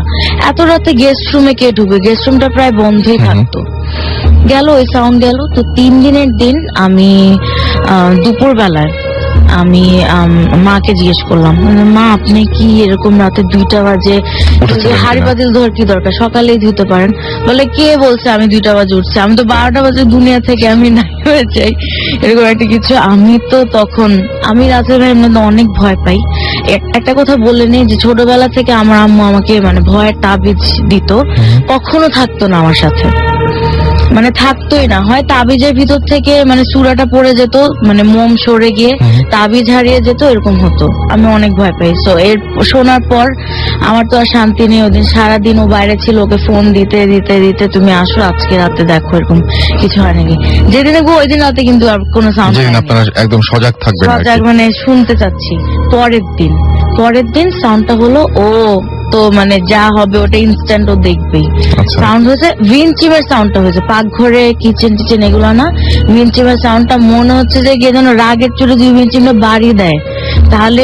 কিন্তু কেউ নেই রাতের বেলা, নিচের ফ্লোরে পুরো খালি, ওখানে কেউ নেই, উপরতলা 3টে বেডরুম। সুতরাং ওই সাউন্ডটা আসার কথাই না, বা ওইটাকে বাড়ি দেওয়ার কোনো কোনো কথাই হবে না। না, বাতাসও আসার মতো কোনো উপায় নেই। সেই জায়গায় হিট করতেছে কন্টিনিউ, এরকম একটা শব্দ পেয়েছে। থেমে থেমে হিট করতেছে। আচ্ছা, তারপরে কি হলো? তারপর আমি নামি, ও তো খুবই ভয় পায়। ওকে আমি বলছি না কোনো ব্যাপার না, আমি দেখি কোনো ব্যাপার না। তা আমি যখন নামি, নেমে আওয়াজটা তো পরিচিত, খুবই পরিচিত, আর ওইটা ছাড়া কোথা থেকে আওয়াজ আসা সম্ভব না। তা আমি গিয়ে যেটা দেখলাম, যে এরকম আওয়াজটা পাইছি আমরা উপর থেকে, অতটুকু উইন্ডচিপ কিন্তু প্যাচ খেয়ে যাওয়ার কথা। কিন্তু গিয়ে দেখলাম নর্মালি যেভাবে থাকে ওইভাবে আছে, মানে কোনো নাড়াচাড়া করতেছে। আচ্ছা। নর্মালি আছে, খালি আওয়াজটা পেয়েছে। আর নিচে তলা হতো যে জিনিস জায়গা থাকতো না। আচ্ছা। রাতের বেলা যেখানে রাখতেন সেটা সেখানে না, থাকতো না। রাতের বেলা একরকম থাকতো, সকাল উঠে দেখতো তো ফ্লাওয়ার বাস সোফার পাশে ছিল, ওইটা ডাইনিং টেবিলের মাঝখানে। আচ্ছা। মানে এরকম সব হতো। তো আমার শাশুড়ি আমাকে বলতে তুমি কি কোনো একটু মাতব্বরি করছো নাকি শোপিস নিয়ে? আমি বলছি না, আমি তো এগুলো ধরি না। শাশুড়ি আবার অনেক বলছিল যেটা যেখানে ওটা ওখানে থাকতে হবে। এটাতে উনি আবার ডিস্টার্ব হয়। এবং এগুলো কি রাতেই সরতো, রাতেই এলোমেলো হয়ে যেত? রাতে। আচ্ছা আচ্ছা। তো রাতে। মোটামুটি এইগুলো কি হ্যাঁ, এখনো চলছে? না, আমরা ওই বাসা ছেড়ে দিয়েছি, আমরা এখন এখানে থাকি। আচ্ছা। কিন্তু এত ভয়ঙ্কর এক্সপিরিয়েন্স। কিন্তু এটা যেটা হয়েছে, আমি একা যখন থাকতাম, মাঝে মধ্যে ও রাতে লেট করে আসলে, মানে জিনিসগুলা যে রাতে 2টাই হতে হবে এমন কোনো কথা নেই। বাসাটা যখন চুপচাপ হয়ে যাবে তখন কিছু না কিছু মানে বুঝবই, টের পাবই। এরকম অনেক মানে এই মানে সিরিয়াস ঘটনাগুলো ঘটার আগে এরকম রাতে ও আসতে দেরি করবে ওদিন, তো এরকম রাতে 11:30 12:30 কম্পিউটারে ইন্টারনেট ব্রাউজ করছি। কি হলো, আমার স্পষ্ট মনে আছে বারান্দার দরজাটা লক করে জোরে টান দিয়ে আটকে আমি বসেছি বিছানায়। কোনো বাতাস নেই, কিন্তু কোনো বাতাসের সিজনও ছিল না, এটা কোনো বাতাস নেই। ঠাস করে বারান্দার দরজাটা খুলে গেছে একাই। ঠিক আছে, তো আমি মনে করছি হয়তো আমার দেবর ছোট ফাইজলামি করছে আমার সাথে, রুম লক করলেও প্রায় আমাকে ডিস্টার্ব করে। তো ওর জাগার কথা না, ওর স্কুল থাকে, ও ঘুমিয়ে যায়, খুলে গেল। এটা ফার্স্ট ডে। আরেকদিন কি হলো, টিউবলাইট বন্ধ হয়ে গেছে, অটোমেটিক টিউবলাইট বন্ধ হয়ে গেছে। রুমের ফ্যান চলছে, কম্পিউটার চলছে, টিউবলাইট বন্ধ হয়ে গেছে। বাথরুমের ভেতর থেকে সাউন্ড আসতো, মনে হচ্ছে যে কল ছেড়ে দিয়ে যে মুহূর্তে অফ হয়ে যেত সেই মুহূর্তে কি সাউন্ডটা শুরু হতো? না, মুখে হাত দিয়ে সাউন্ডটা আমি দেখাতে পারছি না, কিন্তু মনে হবে যে মানে কেউ যদি পেপার গোল করে ওটা দিয়ে যদি কেউ সাউন্ড দেয়, একটা উ করে একটা সাউন্ড, শু করে একটা সাউন্ড আছে, মনে হচ্ছে যে কেউ যেন একটা করছে ইচ্ছা করে। কল থেকে পানি পড়ার আওয়াজ। বাথরুমে গিয়ে দেখলাম আমি কি কল ছেড়ে আসছি নাকি, না, কল বন্ধ, বালতিও শুকনা, বাথরুমও শুকনা। আর যখন বাথরুমে যেতাম, বাথরুমের ভিতর যখন থাকতাম, তখন এরকম প্রায় জানালার কাছ থেকে এরকম একটা সাউন্ড আসতো। এটা একদম ফার্স্টের দিকে।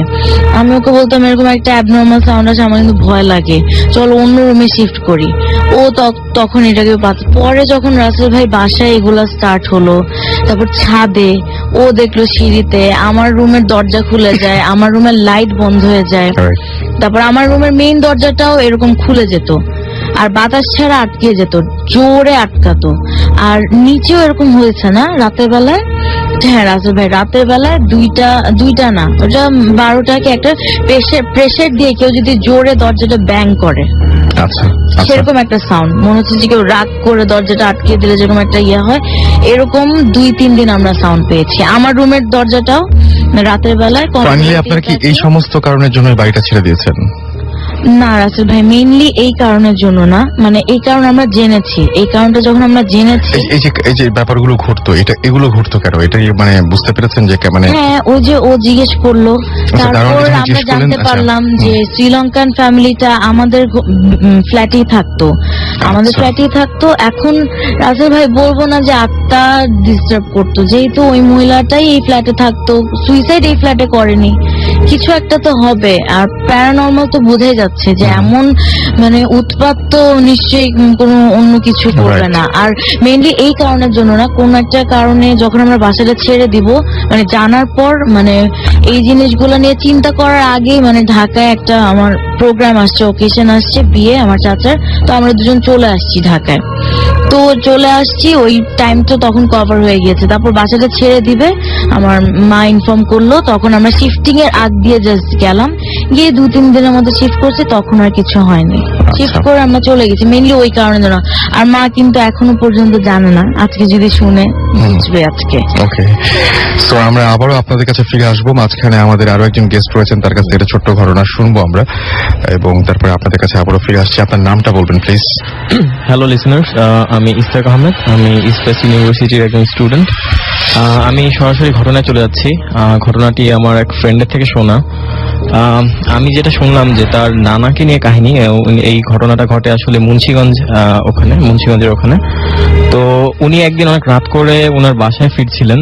তো যেহেতু এটা গ্রাম, সো সন্ধ্যার পরে অনেক রাত হয়ে যায়।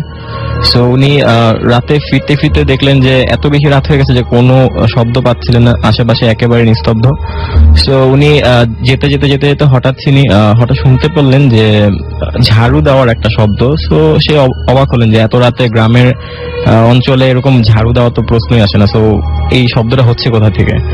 সো সে এগোতে এগোতে যত এগিয়ে যাচ্ছেন তখন দেখতে পেলেন যে সামনে অনেক লম্বাকৃতির কিছু একটা লম্বাকৃতির একটা ঝাড়ু সহকারে মানে ঝাড়ু দিচ্ছে রাস্তা। তো সে দেখে খুব অবাক হয়। ফার্স্টে সে চিন্তা করে মেবি কোথাও হয়তো আলো পড়েছে কোনো মহিলার উপর, দ্যাটস ওয়াই এটার প্রতিফলক, মেবি দ্যাটস ওয়াই। সো সে এটা চিন্তা করে সে হাঁটতে থাকে। সো যতই সে সামনে যায় ততই দেখতে পাচ্ছে যে আসলে সত্যি একটা কিছু নিশ্চয়ই। সো যেতে যেতে সে দেখতে পেল যে অনেক লম্বাকৃতির একটা মহিলা তার দিকে অনেক কড়া একটা লুক দিয়ে তাকিয়ে আছে, আর এমন ভাবে তাকিয়ে আছে যে তার জন্যই হয়তো ওয়েট করছিল। সো সেই জিনিসটা দেখে খুব বেশি মানে ভয় পেয়ে যায়। সে বাম পাশে যে একটা রাস্তা থাকে সেই রাস্তার দিকে মানে দৌড়ে মানে বাঁচার জন্য তার চিন্তা ভাবনা না করে ছুটতে থাকে। তো ছুটতে ছুটতে দেখা যায় যে সে একটা উঁচু জায়গার মধ্যে হঠাৎ হোঁচট খেয়ে পড়ে যায়। সো সে পড়ে গিয়ে দেখে যে ওই জিনিসটা তার দিকে মানে আস্তে আস্তে এগোতে থাকে।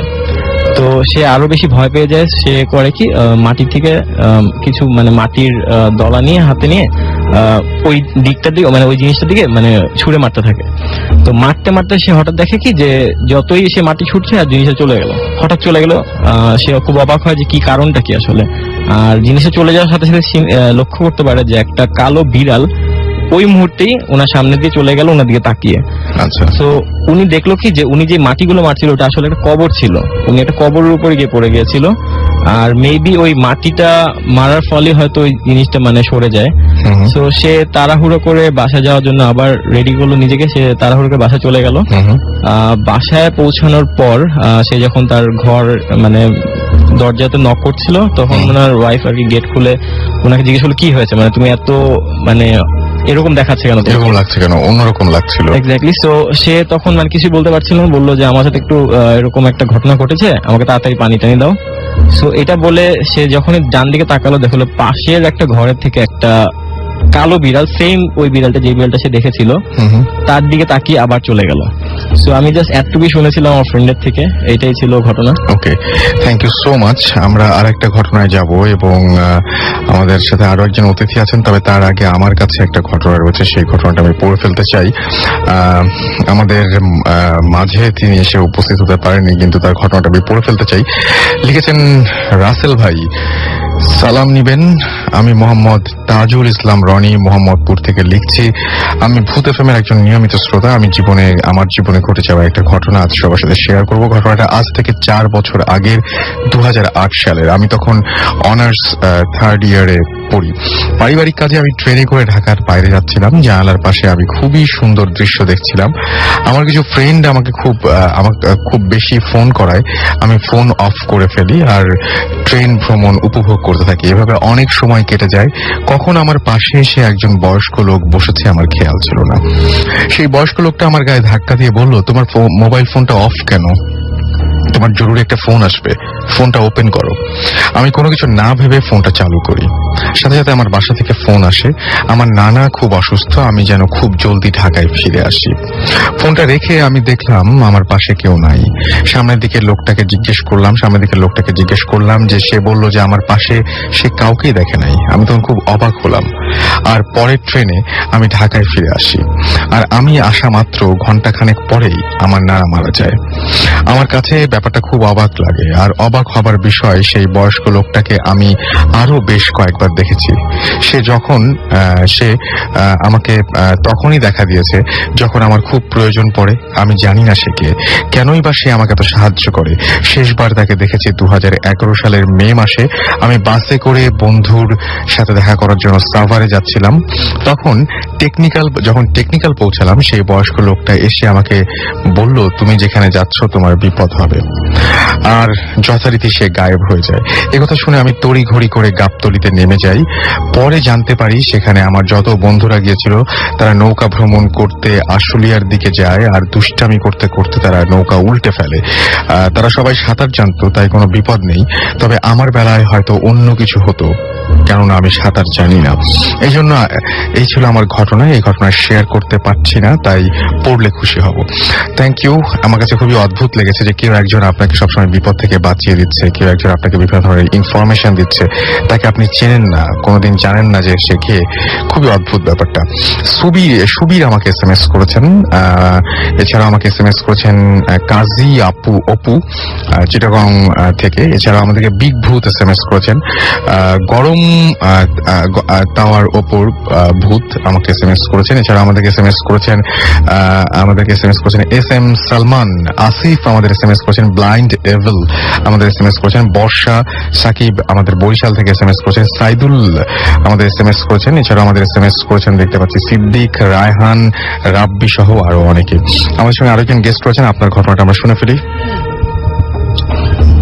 হ্যালো লিসেনার, আমি সেতু বাউন্ডুলে। আমি রাজশাহীর ছেলে। আমি মূলত ঢাকায় থাকি। আচ্ছা, আমরা ঘটনায় চলে যাই, আর হাতে খুব সময় কম। আমার যে ঘটনাটা ঘটেছে আর কি, আমি কোনো এক্সপ্লেইনই আসলে বের করতে পারি নাই। গত কিছুদিন আগে একসাথে সরকারি প্রায় 3 দিন ছুটি পড়েছিল, শুক্র, শনি, রবি। তো আমরা যারা থাকি, আমি, তারপরে তুষার, অপু, মঞ্জু, সবাই ওরা আর কি, আমরা সবাই বাসা যাওয়ার জন্য প্ল্যান করলাম। তো আমি মূলত মিউজিক করি, যার ফলে আমার সাথে আমার কিবোর্ডিস্ট লিখন এবং আমার গিটারিস্ট নান্নু, ওরা বললো যে কালকে একটা স্ক্রিপ্ট নিয়ে আমরা আর কি রেকর্ডিং এর কাজ করছি, যার কারণে কালকে তুমি বাসা যেও না। আর আমাদের সাথে আরেকজন ভোকাল আছে, আরিফা, সেও বললো তো ভাইয়া তাহলে কাজটা করে যাও, তুমি যেও না বাসায়। যার ফলে ওরা সবাই বাসা চলে গিয়েছে। এটা হচ্ছে যে বৃহস্পতিবারে সবাই রাতে বাসা চলে গিয়েছে, কিন্তু আমি আর বাসা যেতে পারি নাই, কারণ পরের দিন সকালে আমার শিফট ছিল। তো পরের দিন সকালবেলা আমি যথারীতি স্টুডিও চলে গিয়েছি। স্টুডিও চলে যাওয়ার পর বিকেলে আসছি আর কি। তো বিকেলে আসার ফলে আমাদের বাসায় যে কাজের বউ আছে, যে ভদ্র মহিলা, উনি আসার সাথে সাথেই আমাকে মগে আর কি কফি দিলেন। আমি রুমে ফ্রেশ হয়ে কফি খাচ্ছি আর কি পেপার পড়ছি। তো কফিটা প্রায় শেষ হয়ে গেছে। কফির মগটা পাশেই রাখলাম আমি, তো আর পেপার পড়ছি।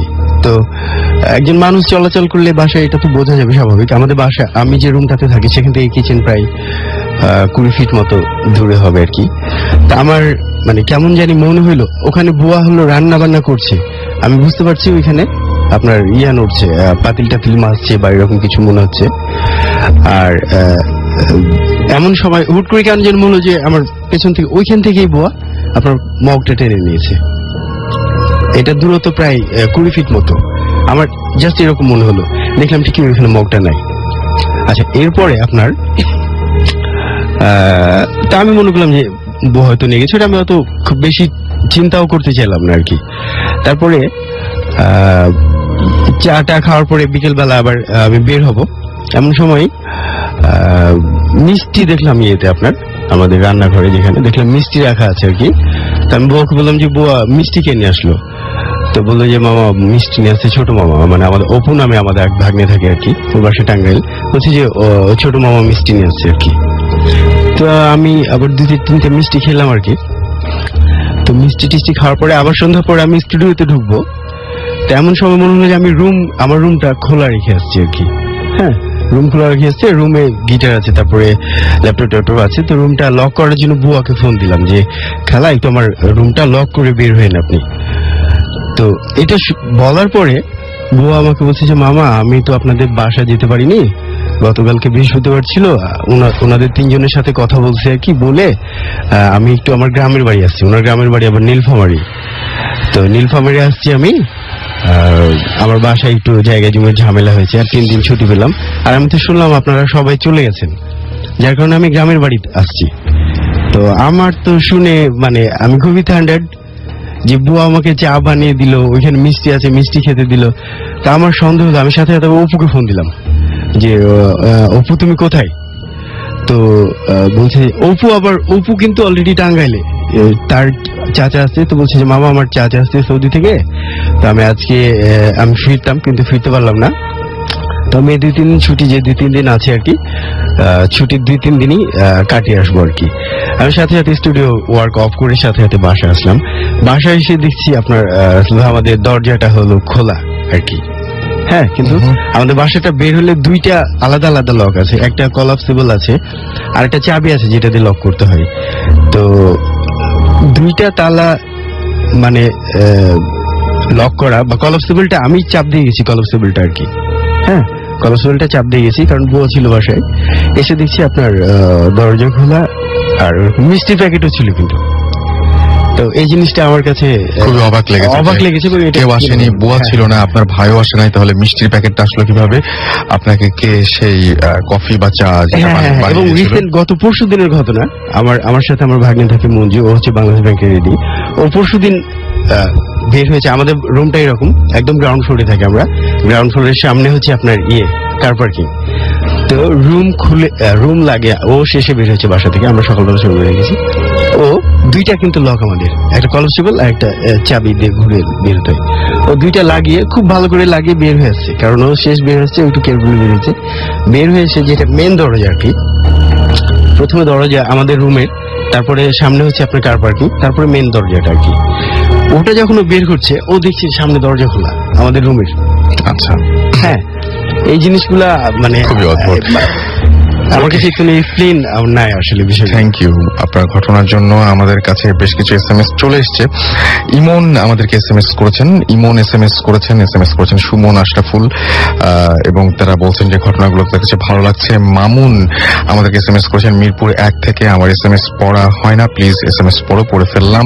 তসির চিটাগাং থেকে আমাদের SMS করেছেন, আমরা আজকে 10 বন্ধু মিলে ভূত FM শুনছি, সামনে আমাদের পরীক্ষা আছে, আমাদের জন্য দোয়া করবেন। খাজা জায়ের ঢাকা ইম্পেরিয়াল কলেজ থেকে আমাদের SMS করেছেন, আমি এইচএসসি ক্যান্ডিডেট, এবং তিনি বলছেন যে আমার আর কয়টা SMS পাঠাতে হবে, SMS পড়ার জন্য আমি আপনার SMS পড়ে ফেললাম। আমাকে রাশ মিলা SMS করেছেন, এছাড়াও ডক্টর আলম SMS করেছেন ফ্রম শ্যামলী, লিখেছেন প্লিজ ভাই আমার SMSটি পড়ে ফেললাম। পুনম ঢাকা থেকে লিখেছেন থ্যাঙ্কস আপু অ্যান্ড ভাইয়া, আপনাদের নাইস স্টোরি শোনানোর জন্য এবং রিয়েল যে ঘটনাগুলো রিয়েল, এটা ভালো লাগছে। এবং তিনি বলছেন যে আচ্ছা তারা সবাই মিলে একসাথে শুনছেন। আর অপূর্ব, জুয়েল, আশিস, সাবাব, অর্ণব, নওশিন, প্রতীক, তারপরে সাকিব, রাজীব, ইসমাইল, ফারা, রিয়া, মুনিয়া, রিয়াজ, ঝুমা, পুষণ, আসিফ, নাইম, নিরোধ, পায়েল, নাজমুল সহ আরো অনেকে একসঙ্গে আমাদেরকে শুনছেন। এছাড়াও বিদ্যুৎ SMS করেছেন, ব্লাইন্ড ডেভিল SMS করেছেন মুন্না, সিনথিয়া, দিহান, এছাড়াও আমাদেরকে SMS করেছেন রায়হান সহ আরো অনেকে যারা SMS পাঠাতে চান তারা মোবাইলের মেসেজ অপশনে গিয়ে টাইপ করুন SHOUT শাউট স্পেস আপনার নাম স্পেস আপনার মেসেজ পাঠিয়ে দিন 9840 নাম্বারে আপনার এয়ারটেল নাম্বার থেকে বা অন্য যে কোনো নাম্বার থেকে। আমরা আবার আপনার কাছে ফিরে আসছি এবং সবাই যেহেতু আপনাদের ঘটনার প্রশংসা করছেই, সেই ঘটনা আমরা শুনবো, তবে তার একটা ছোট্ট ব্রেক নিয়ে নিই। ব্রেকের পরে আমরা আবার ফিরে আসছি এবং এর মাঝখানে আমরা ঘটনাও রেডি করে ফেলতে পারবো যে আপনি কোন ঘটনাটা শোনাতে চাচ্ছেন। ওকে, সো স্টে টিউনড রেডিও ফুর্তি অ্যান্ড ডোন্ট স্টপ দ্য ফুর্তি। ফিরে আসছি ছোট্ট একটা ব্রেকের।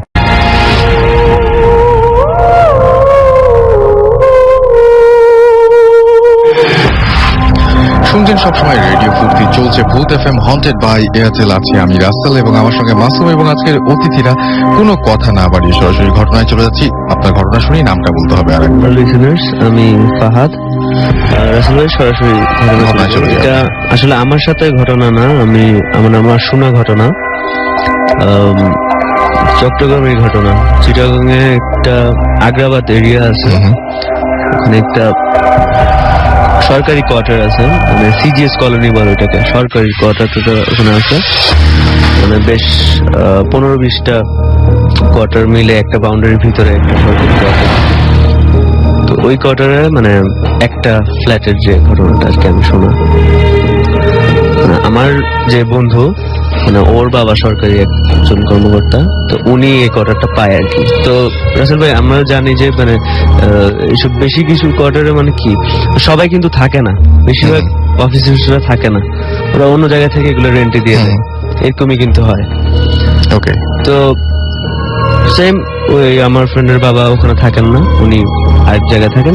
ওনার কোয়ার্টারটা উনি যেটা পেয়েছে ওটা উনি রেন্টে দিয়ে দিয়েছে। তো যেটা হলো, ভাড়াটিয়া থাকতো না, 1 মাস বড় 2 মাস চলে যেত, থাকতো না, বলতে গেলে কোয়ার্টারটা খালি পুরো থাকতো। তো আমার ফ্রেন্ডের মামা, উনি একা ছিল, উনি বলেন যে ঠিক আছে, ভাড়াটিয়া যখন থাকে না, আমি মানে উনিও থাকতো শহরে, কাজের জন্য থাকতে হতো ওনাকে।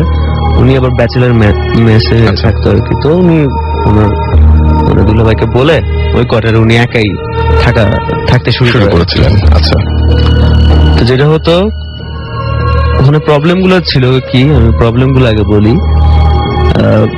মামারটা যে রুমে থাকতো ওই রুম ছাড়া বাকি রুম গুলো, 8টা বেডরুম আছে, ডাইনিং, কিচেন আর ব্যালকনি, এইসব। ওনার রুম ছাড়া অন্য রুমে কোনো লাইট, বাল্ব, লাইট থাকতো না, মানে ঠিক থাকতো না, ফিউজ হয়ে যেত, থাকতোই না। মানে এই লাগাইছে, একদিন পরে ফিউজ হবে, বা এখনই অফ করে আরেক রুম গেল, আসলো, অন করলো, নাই, এই অবস্থা। আর উনি যে রুমে থাকতো ওই রুমে হতো কি, লাইট থাকতো, লাইট ফিউজ হতো না, কিন্তু মনে করেন 100 ওয়াটি লাইট দিছে, চলতো 20 ওয়াটি হালকা আলো, হালকা ডিম, মানে কোন রকম। আবার কিন্তু 2 পিন যেগুলো আছে মানে পুরো বাড়ির, ওগুলা ঠিকভাবে কাজ করতো। উনি আলোর সমস্যা। ওকে, ইভেন উনি কিন্তু ডাইনিং রুমে ফ্রিজও রেখেছিল, ফ্রিজ চলতেছে, 2 পিন সাপোর্ট দিতেছে ভালো, ওগুলোর প্রবলেম নেই। এটার জন্য কয়েকবার ইলেকট্রিশিয়ান আনছে, দেখাইছে যে ভোল্টেজের কোনো প্রবলেম হতে পারে কিনা, চেক করাতে আনছে, ইলেকট্রিশিয়ানের কোনো প্রবলেম বের করতে পারেনি, খুঁজে পায়নি। মানে ওখানে অন্যান্য ফ্ল্যাটের সব ফ্ল্যাটে ঠিক আছে, ওনার ফ্ল্যাটের যে প্রবলেমটা বের করতে পারেন, উনিও কেয়ার করতো না, একা থাকতো, উনি একটু বেশি পাত্তা দিত না, ফ্যান ট্যান সব ঠিকঠাক ভাবে চলতো। তো যেটা মানে উনি ওখানে হতো যে উনি রাতে যখন মানে ওনার রুম থাকতো, দরজা লক করে, ড্রয়িং রুম থেকে নুপুরের আওয়াজ, মেয়ের হাসির আওয়াজ, এগুলো পেত উনি রাতে বেলা।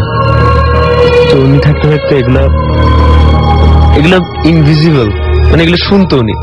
হ্যাঁ, এরকম কিছু মানে এরকম র্যান্ডম হতো ঘটনাগুলো, কিন্তু যেটা বেশি ভিজিবল ঘটনা যেটা হয়, যেটা বেশি ভয়ঙ্কর, ওইটা আমি বলতেছি।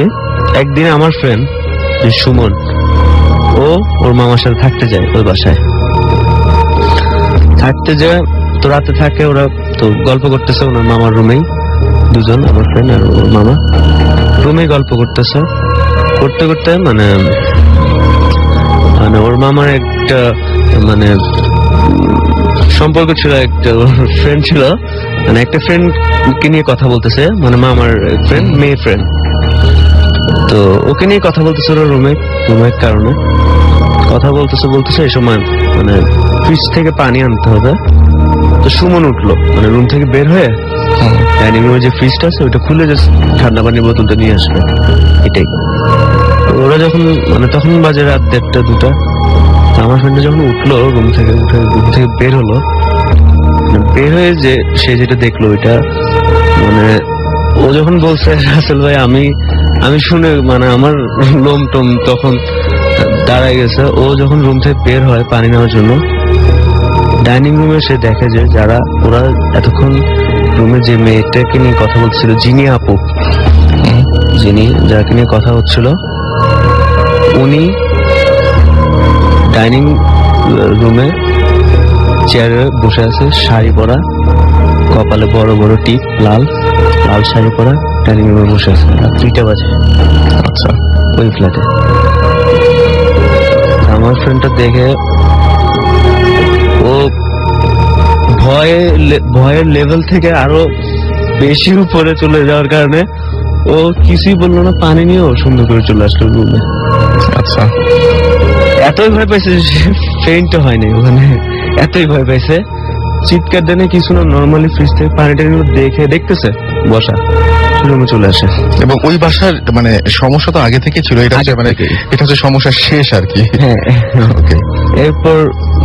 তারপর যেটা একদম মানে রিসেন্ট, এটা কিছুদিন আগে হচ্ছে, তো রুমে এসে মামাকে বলে যে যিনি আপু তো ডাইনিং রুমে বসে আছে। মা বলে কি বলস তুই, আপনি যাই দেখেন, আমি যাবো না। মামা যায়, মামাকে দেখে যে আসলেই এখন চেয়ারে না, ডাইনিং টেবিলের উপর বসে আছে। আচ্ছা, এবার চুল ওলটপালট, চুল পুরো ওলটপালট, চোখ বড় বড় করে মামার দিকে রাগের চোখে তাকিয়ে আছে ওই আপুটা। মামা আর থাকতে পারে না, মামা ওখানে ফেইন্ট হয়ে যায়। পরে আমার ফ্রেন্ডটা পানি টানি দিয়ে কোন রকম মানে ওনাকে জ্ঞান ফিরানোর পর ওনারা ডিসকাস করেন যে কি হলো। তো পরে মানে যেটা ওরা ব্যাখ্যা বের করছে যে ওই বাসায় কোনো খারাপ জিনিস আছে, যেটা ওনার মানে ওই মেয়েটার রূপ ধরে মানে অন্যদের ভয় লাগানোর জন্য হয়তো ওনারা ডিসকাস করতেছিল এই কিছুক্ষণ আগে, কিন্তু রুমের মধ্যে ভিতরে মানে এটাই। ওকে, থ্যাংক ইউ। আমার যেটা মনে হয় যে আজকে রাত্রেবেলা অনেকে যারা হচ্ছে পানি খেতে উঠতে চাইবেন বা রাত্রেবেলা হঠাৎ এই যে ভূত এফএম শুনতে যাদের পিপাসা লাগছে, তারা খুব সাবধানে থাকবেন যে যাকে নিয়ে আজকে আলোচনা করেছেন হঠাৎ করে দেখতে পারেন সে এসে উপস্থিত হয়ে যেতে পারে। দেখা যাবে যে আপনার সবচাইতে অপছন্দের মানুষ বা সবচাইতে পছন্দের শিক্ষকও দেখা যাবে যে এরকম হতে পারে যে হয়তো বেত হাতে নিয়ে বসে আছে, বা এরকম ঘটনা ঘটলে কিন্তু খুব ভয়ঙ্কর। আসলে মানে সত্যি কথা যে রাতের বেলায় পানি খেতে উঠে বা বাথরুমে গিয়ে আপনি যদি হঠাৎ করে কোনো দৃশ্য দেখে ফেলেন এবং ভয়াবহ কোনো দৃশ্য দেখে ফেলেন, আয়না যদি কোনো একটা শ্যাডো দেখেন যে পেছনে কেউ দাঁড়িয়ে আছে আপনার ঠিক পেছনে, মুখে পানি দিয়ে যখন তাকালেন আয়নার দিকে তখন দেখলেন যে আপনার পেছনে কেউ দাঁড়িয়ে আছে, বা আপনি হাত বাড়িয়ে জাস্ট কাজ শেষ করলেন, মুখ ধোয়ার কাজটা, দেখলেন যে কেউ একজন আপনার দিকে টাওয়েল এগিয়ে দিল, মানে যার ওখানে থাকারই কথা ছিল না, বা টাওয়েল দিয়ে মুখ মোছার পরে আবার দেখলেন যে সামনে সবকিছু অন্ধকার হয়ে গেছে, লোডশেডিং চলছে এবং তার মাঝখানে আপনি উদ্ভট কিছু দেখে ফেললেন, তাহলে কিন্তু খুব ভয়াবহ ঘটনা ঘটবে। আমি যেরকম এরকম এক্সপেরিয়েন্সের সম্মুখে আমার আছে এরকম এক্সপেরিয়েন্স, সেই জন্যই বলছি যে আমি শুনছি যে জেনারেটরের শব্দ, ইলেকট্রিসিটি চলে গেছে, পরে শুনছি যে না এরকম সেরকম কোনো ঘটনাই ঘটে নাই। আসলে রাতের বেলায় সবকিছু ঠিক আছে, শুধু আমার ঘরটায় আলো নাই, এরকম কিন্তু ঘটনা ঘটতেই পারে, আপনার সাথেও ঘটতে পারে, সুতরাং একটু সাবধান থাকতে হবে। কিন্তু হাতে সময় খুব কম, আমাদের আরো একজন গেস্ট রয়েছেন, তার কাছে একটু ঘটনাটা শুনে ফেলে একটা ছোট্ট ঘটনা দিয়ে শেষ করবেন 2-3 মিনিটের মধ্যে। Hello everyone, Sifan again. আমি এখন সরাসরি মানে আমার বাসায় মহাখালীতে যে ঘটনাটা, ওই বাসার ঘটনায় চলে যাবো। আমার এই বাসায় মোটামুটি অনেকগুলি ঘটনাই আছে। ফার্স্ট শুরু হয়েছে আমার একটা ফ্রেন্ড শিপনকে দিয়ে। আমরা 3 জন থাকি আমাদের বাসায়, আমি, শিপন, আমার একটা কাজিন। তো শিপনের যে ঘটনাটা সেটা হচ্ছে যে রাত 2:30-3টা বাজে, তো সে ঘুমাচ্ছে, আমরাও তখন মোটামুটি আধা ঘন্টা হয়েছে ঘুমাইছি। তো ওই সময় হঠাৎ করে শিপন আমাদেরকে ডাক দিল, আমরা গেলাম ওর কাছে, তো গিয়ে জিজ্ঞেস করলাম যে কি সমস্যা কি। ও জাস্ট যেটা বললো, ও বললো যে ও ঘুমাচ্ছে, এমন সময় ওর মুখের মধ্যে জাস্ট একটা ছিটা পড়ছে। হ্যাঁ, তো ও কপালে হাত দিয়ে জাস্ট টান দিয়ে দেখেছে হাতের মধ্যে লাল কালারের একটু ব্লাড, জাস্ট একটু ব্লাড। তো ওই ব্লাডটা ওর মানে ও একদম টোটালি ওকে, মানে কোনো ইনজুরি নাই, কিছুই নাই, কোনো ব্যথা কোনো কিছু নেই, জাস্ট এক ফোঁটা ব্লাড ছিল।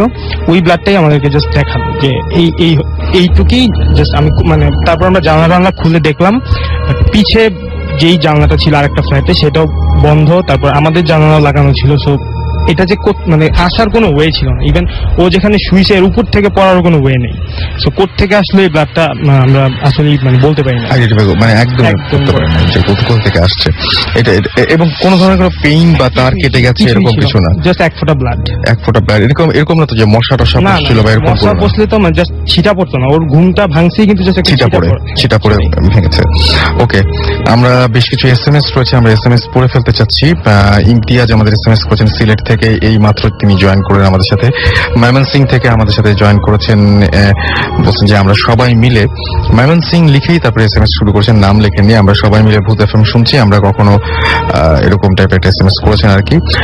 আমাদেরকে সামি এসএমএস করেছেন, হাই রাসেল কেমন আছেন, আমি সবসময় ভালো থাকি, সবসময় ভালোর দলে। এবং তিনি লিখেছেন যে আজকের গল্পগুলো বেশ ইন্টারেস্টিং অ্যান্ড আমারও কিছু ঘটনা আছে and I want to share those.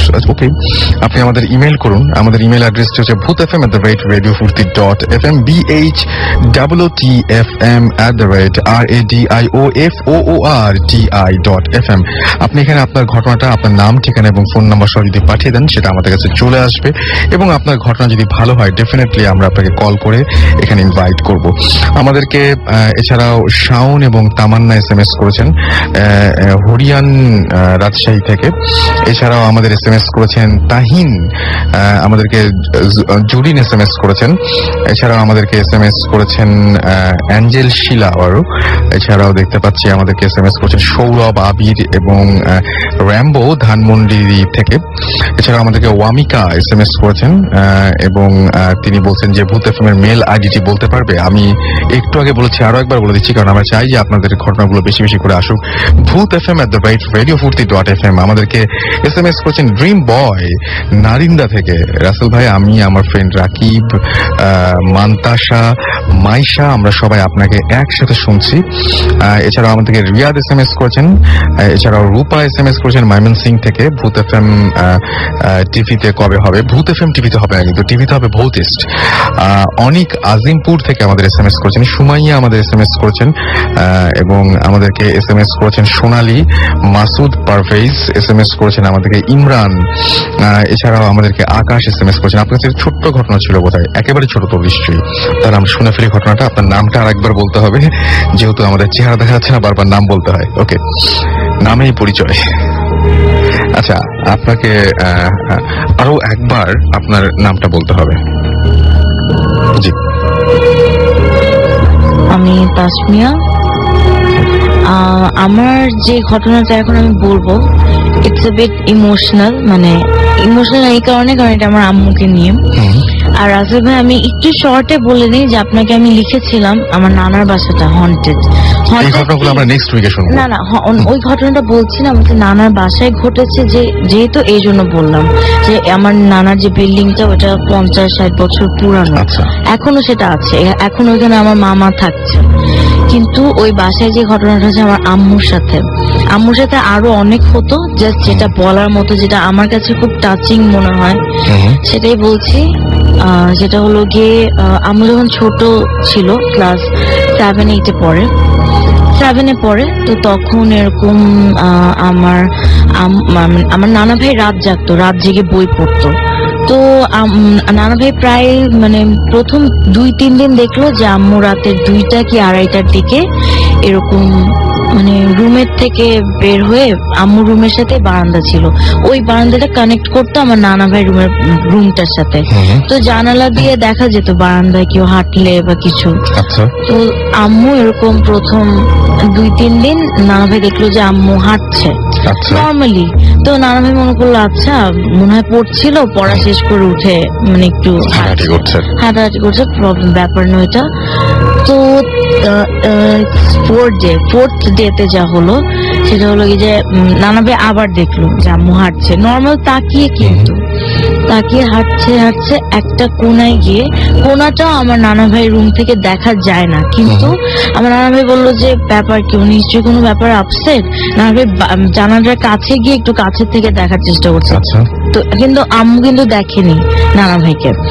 তো যখন দেখার চেষ্টা করে দেখলো যে আম্মু বারান্দার এন্ডে গিয়ে রেলিং এর উপর বসলো। রেলিং আছে যে গ্রিল ছিল না আগেকার দিনে বাসাগুলো রেলিংই থাকে, বুঝতে পেরেছি। রেলিং এর উপর বসলো, সাইড হয়ে বসলো, বসে ডান পাটা রেলিং এর বাইরে আচ্ছা আগিয়ে দিল। তো নানা ভাই বলে যে এটা কি করছে, ডান পাটা রেলিং এর আগে এভাবে বাড়িয়ে দিল। বাড়িয়ে দেওয়ার সাথে সাথে নানা ভাই রুমের দরজাটা খুলে সাথে সাথে গিয়ে আরেক পা দিয়ে মানে লাফ দিবে আর কি। ওই মোমেন্টে আমার নানা ভাই আম্মুকে পিছন থেকে গিয়ে জড়িয়ে ধরে নামানোর পর তখন কিন্তু আম্মু তাকিয়েছিল। নানার পর নানা বলে, আই তুমি এটা কি করতেছো, এটা কি মাথা নষ্ট হয়েছে? মানে আম্মু কোনো কথার উত্তর দেয়নি, শি ওয়াজ মানে পুরা মুখ বন্ধ, কিন্তু তাকিয়ে আছে। তো নানা ভাই বলেছে চলো চলো ঘুমোতে চলো। ওই দিন আম্মুকে নানা ভাইয়ের সাথে শোয়ানোর পর যখন সকালবেলা উঠলো পরের দিন ওঠার পর নানা ভাই বললো যে তোমার কি মাথা নষ্ট হয়েছে, তুমি রেলিং এর বাইরে পা দিও। আম্মু বলে কি বলো, আমি রেলিং এর বাইরে পা দিব মানে, আর আমি এই ঘরে মানে আসলাম কিছুই মনে নাই তার তখন? কিচ্ছু মনে নেই। আচ্ছা। আর সে যে আগেও 3-4 দিন হেঁটেছে এটাও নানা ভাই বলতে পারে, কিচ্ছু মনে নেই, কিছুই তার মনে নেই। সেটা হলো গিয়ে তাকে মানে নিশি ধরেছিল। আচ্ছা আর আরেকটা কথা, লাস্ট কথা, সেটা হলো যে আমার নানার বাসার উল্টা দিকে, এখন সেটা নেই, 7টা নারকেল গাছ ছিল। আচ্ছা তো মেবি রিলেটেড টু আপনারা এই নেক্সট টাইম যখন আসবেন তখন আপনারা কোন ধরনের ঘটনাগুলো বলবেন? আপনারও থেকে গেছে বেশ কিছু বাকি, আপনারা কোন ধরনের ঘটনা শেয়ার করবেন? তখন কি পুরনো সময়ের ঘটনা বা আপনার নানার বাসার ঘটনাগুলো শেয়ার করবেন? হ্যাঁ, কিছু ঘটনা, এই আম্মু এটা তো নানা ভাইয়ের বাসায় হয়েছে, আমার নানার সাথে অনেক ঘটনা হয়েছে। সেগুলো আমরা আর শুনবো। রাসেল ভাই যেটা আপনাকে লিখেছি আমার মামার সাথে সেটা। একদম রিসেন্টলি 2 মাস আগে ভয়ঙ্কর একটা ঘটনা, যেটা বিশ্বাস করতে পারছি না, ব্যাখ্যাও পাচ্ছি না, এরকম একটা ঘটনা। ওকে, থ্যাংক ইউ সো মাচ। আজকে আমাদের হাতে আর সময় নেই, আমরা আগামী সপ্তাহে শুনবো সেই ঘটনাগুলো। এখনো দেখতে পাচ্ছি আমাদেরকে SMS করেছেন আহসান, SMS করেছেন স্বর্ণালী, SMS করেছেন সাফা, রিসাদ, বর্ষণ, এছাড়াও চিটাগং থেকে ডক্টর হিমু আমাদের SMS করেছেন, এছাড়াও মোতালেব আমাদের SMS করেছেন টিটু, SMS করেছেন আমাদেরকে মিস্টার ইমরান চট্টগ্রাম থেকে, আমাদেরকে কনক SMS করেছেন, এছাড়াও আমাদেরকে SMS করেছেন মিস্টার ইমরান আরো একবার চট্টগ্রাম থেকে। চট্টগ্রামের মানুষ আছেন, চট্টগ্রাম থেকে প্রচুর SMS এসছে, এটা স্বাভাবিক। এবং নেক্সট উইকে আমরা আবারও বাকি ঘটনাগুলো শুনবো ওনাদের। আজকের মতো এখানে শেষ করতে হবে আমাদেরকে। সবাই ভালো থাকবেন আগামী সপ্তাহ পর্যন্ত। যাবার আগে আরো একবার আমাদের ইমেল অ্যাড্রেসটি মনে করে দিই আপনাদেরকে, কারণ এটা খুবই জরুরি। bhutfm@radiofursity.fm, which is BHWTFM@radiofuorti.fm। এখানে আপনারা নাম, ঠিকানা এবং ফোন নাম্বার সহ আপনারা আপনাদের ঘটনা পাঠাতে পারেন। আপনারা ঘটনা রেকর্ড করে সাউন্ড ফাইল পাঠাতে পারেন আমাদেরকে। আমরা ট্রাই করব সেটা প্লে করার জন্য, যদি ভালো হয় অন্যদের সবার চাইতে। আর আপনারা যেখানে দেশের বাইরে থেকে অনেকে শোনেন আমি জানি, তারা সাউন্ড ফাইলটা পাঠালে সবচাইতে বেশি ভালো হয়, তাহলে আপনাদের কণ্ঠস্বরটাও আমাদের এখানে যারা আছেন তারা শুনতে পারবেন। সো আগামী সপ্তাহ পর্যন্ত সবাই ভালো থাকুন, সুস্থ থাকুন, সুন্দর থাকুন, মোস্ট ইম্পর্টেন্টলি ফুর্তিতে থাকুন। আজকে ভূত FM হন্টেড বাই এয়ারটেল এখানে শেষ করছি।